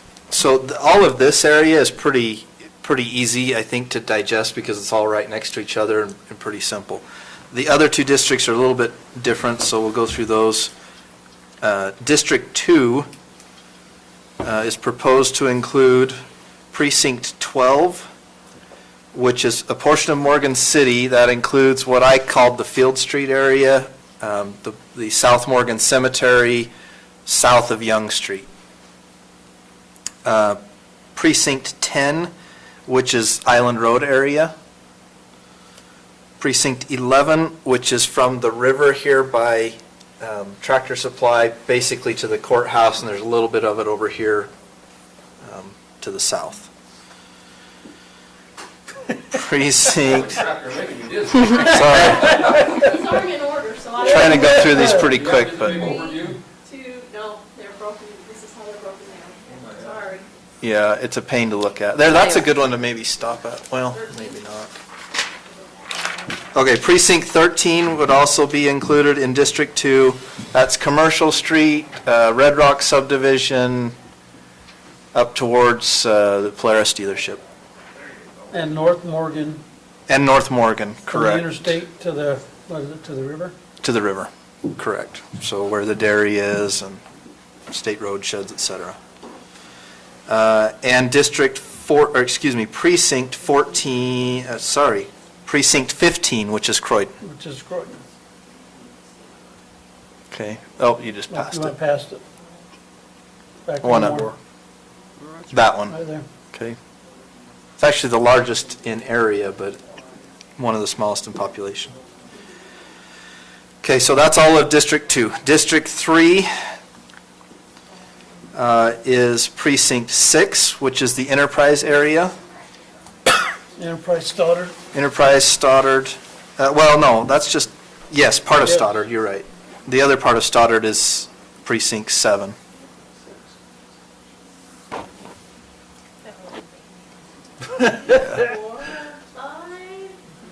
Right there. So Precinct 6, actually, I don't think it has much of Stoddard, but it is Yeah, it Enterprise comes area. clear to Stoddard Lane. Oh, to Stoddard Lane, you're right. Okay. And Precinct 7, which is Stoddard Lane and Milton area. Precinct 8, which is the Richville area. Precinct, No. Yeah, 8 goes Yeah. from Deep Creek around the city to Yeah, Richfield. Deep Creek is, yeah. I'm saying Richville because it goes up to Richville Lane, Okay. basically, Yeah, but. that is Richfield, yes. Yeah. Go ahead. And keep in mind, these are all listed as Canyon Creek in our thing, so I put my own Can we descriptions. You may rename disagree the with my precincts? description, but Yeah, we can, I think we ought to because these are so undescriptive, but anyway. So we said Precinct 8, Precinct 9, which is Porterville, clear to the Porterville, East Canyon. East Canyon. Precinct 5, which is Peterson, part of Peterson, because the other part of Peterson, it's really what That's most pretty people much- yeah, consider pretty much Peterson. Peterson. And then Precinct 14, which is North Morgan and Round Valley. That puts our numbers somewhat even. Right. District 1 and 3 have about 2,200 voters in each. District 2 has about 1,850 voters. Registered voters. Just for clarification, one of the discussions that we had around the table was that the District 2 is smaller, but there are multiple approved developments going on in that district. So we think those numbers will catch up with the growth that's already approved. Of course, it will be a race with Okay. Mountain Green as usual. Any questions? Motion on the new voting districts. Chair, I would make a motion that we approve the voter districts as outlined by Member Newton. Motion by member Cannon, have a second. Second. Member Valentine. Any comments, any questions on the motion? All those in favor? Aye. Any opposed? Okay. So you get those noticed, Stacy? Okay. Tina? Oh. So now, this is the adoption and creation of the new tax line items for roads, which we no longer need to do with the increase in funding. Those will be under the B&C Roads Fund, which does basically the same thing and restricts them in a restricted fund. Fire and ambulance, we had made this, So So we're taking the roads out? Yeah, Yeah. we're taking roads out. I'm Okay. torn on this at this point because at this point, I feel like we've kind of jerked our citizens around saying, we're going to have a tax increase and then never mind. And I'm hesitant to change things up and confuse everybody at this point. we've combined the budget items though, all together. We have, and so for that, I'm okay to leave it as is and not separate it out if everybody else is okay with that. I would like that. Sounds good to me. Yeah, I'm good with that. I'm good with that as well. Okay. So do we need a motion or we want to just move on? We can just move on. I don't know why it keeps coming up under me. It was a motion of all five of us.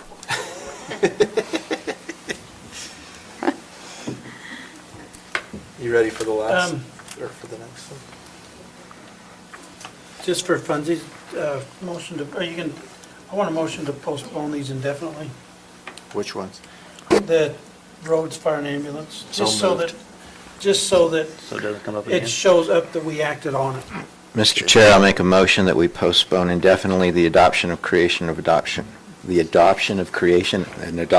new tax line items for roads and ambulance/fire services. Second.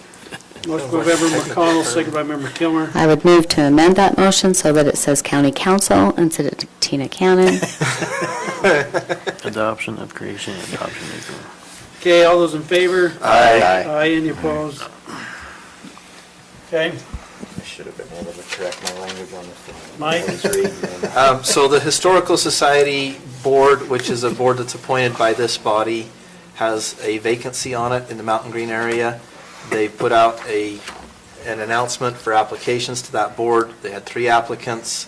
The Historical Society Board met last month for our quarterly meeting. They discussed those applicants and they proposed approving the appointment of Earl McCain to the Historical Society Board representing the Mountain Green area. And we're just asking that the county council approve this appointment. So moved. Motion by member Kilmer, Second. member Swan, second. Questions? All those in favor? Aye. Any opposed? Stacy, did you by chance get those dates? Yes, I Yeah, they're, sent it to everybody. it was sent to, Yeah, on that she email. On what Today. email? But there were 2 It was that. today. there Yeah, was so we have questions about March election. 3rd and November 3rd that we ought to discuss because they're both election days. So we could, March 3rd is my birthday. I move that we not meet on my birthday in celebration of that day. Just saying. but we would have sang. It just came today. Not really. No, sorry. So have they moved the primary up to March 3rd? No, that's the presidential primary. Oh, they moved the presidential primary. Yeah, and it's So why June didn't- 23rd. Why didn't the state just move our other primary to that primary? So what are the ones in question? I don't We haven't even- March 3rd and November 3rd. Exact. Lord only knows I want it to be over. Yeah, that, I think I answered my own question. So. Yeah, that's before caucus convention, that's, Stacy seems to have a fit every time we want to meet in here during elections. I don't know what her problem is. So there are 5 Tuesdays in March. Oh, yeah. So we could either go do the 10th and the 17th, or we could do the 10th and the 24th. Let's just do the 10th and the 24th. Same amount of time between. We still have the time between. Yeah. And I'm good with that. Yeah. So we're gonna do the March 10th and the 24th in March? 24th, yeah. Get to November. Better put that on the Okay, and what about November? there's only 4 Tuesdays in November, so we don't want to, I'd probably go the 10th and the 17th in November. 2nd and 3rd, or you could do the 3rd and the 17th. Oh, no, we can't do the 3rd. 3rd's out. 3rd and 17th is what's there. Yeah. I'm thinking, I don't know, well, let me see if I bring up, when's it? You'll also notice I set your budget work sessions for September 28th, 29th, and 30th, rather than the first week of October. And Chair, I will be out of town that week of September. Wow, you plan ahead. I'm impressed. I am Say, I'll too. get past tomorrow. No, I had to plan ahead, well, I frankly would do the 10th and the 17th in November just to avoid the Thanksgiving week, but I definitely want to avoid that week. So the 10th and the 17th of 10th and November? the 17th, Sounds good to me. Of November? yes. We'll be crunching to finish the budget anyway and need Yeah. to meet more often. Then we No, can it's have going to a, be No, easier it's from gonna be now on. so We're gonna do easy. Truth and taxation. We're just, Going to be so truth and everybody's taxation. clear, we're doing truth and taxation, just plan on it. so what dates in November? Okay, 10 and 10th and 17. 17th. 10th and 17th, okay. Okay, so have you got those changes, Stacy? Yeah, I'll change them. This is a resolution, CR 1908. Mr. Chair, I'll make a motion that we approve resolution number CR-19-08 with the modifications in March to be, the meetings to be held on March 10th and March 24th, and the meetings in November to be on November 10th and November 17th. do we want to adjust the budget work session? Oh, I'll second for discussion. So a motion by Member McConnell, second by Member Kilmer. Do we want to adjust those since we already know Daryl's going to be gone that whole week? What week were we on? Yeah, unless we pick September another 30th? date, he moves There is it no way to Daryl's getting out of this vacation. joy. So last week in September, and then that first week in October is actual council meeting week, so. Could we do the 21st, 22nd, and 23rd Of, of September for budget meeting instead? I can do the week earlier. The only problem with meeting earlier is you won't have very actual numbers. You start working. let's say we're getting, revenues, we're staying too far in the middle of the year.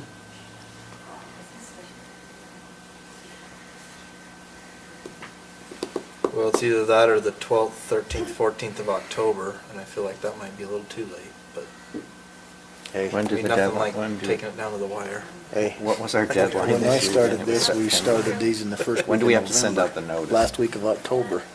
Yeah, when was that last weekend in October?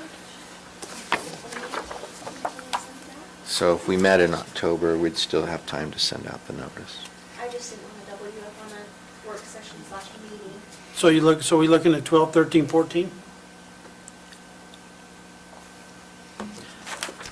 Yeah. can do that. I don't care. The 12th is Columbus Day, which means wouldn't county office be closed? No, we took that away from them. I have it as We didn't Indigenous take it away Peoples' from them. Day. The council took it away. County is this? I have Columbus Day off. They used to, and they took it off in some Public big- employees. That's get because their they day have, off. they have Friday off, and so that it's 10-hour days, and so they took off 2 holidays. Fall break is that week for the schools, if that makes any difference, the 15th, 16th. Oh, it is? Uh-huh. Oh, I'll that make does all everyone of a a deal. sudden If they make a come to work difference. 5 days a week, you can have 2 more holidays a year.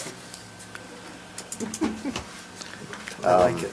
I don't have a problem with doubling it up with a council meeting. Just I say, mean, why we not usually give up that, 5th, 6th, 7th? I Why just, not just do that and have Fine with me. part I of the just- 6th, part of our 5th, 6th, 7th, council and meeting? 8th, council meeting and budget hearings all that week. Fine with me. Don't change the budget, your meetings will pass. That's right. Just balance it the way you want. 6, 7, 8. Oh, the dream. Yeah. So we have any issue You know, with there are that? 5 openings coming up. You said 5th, 6th, 7th, is that what we're Well, you- doing, or we're you- doing? 5, We need 6, 3 7 days, right? October? 5, Council 6, 7. meeting isn't gonna give us much time to work on it, so do you wanna go 5, 7, and 8 for the budgets and 6 for the council meeting? We did Thursday this time too, so. Yeah. Yeah, we might as well just plan on Okay. it. Let's at least, So what are you doing, 5, 7, 8? Yep.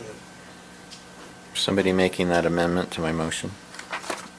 Or Or do I want me to If you just rescind your motion to make the new one, then we don't have to vote twice. Okay. And I think he meant that with all the love in his heart. Yes. Okay, Mr. Not- Chair, not I'll loving his rescind my tone. prior motion Okay, remember and make a new Withdrawn motion his motion, okay. to approve resolution number CR-19-08 with the following modifications. The March council dates will be March 10th and March 24th. The November dates will be November 10th and November 17th. And the budget work sessions will be scheduled for October 5th, 7th, and 8th. Second.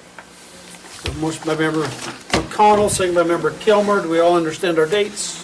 Yes. I have a question, though. It wouldn't be, I mean, wouldn't you want the new council to be involved in that? I know it's pushing it out to November, but wouldn't those potentially new council members want to be involved in the budget hearings?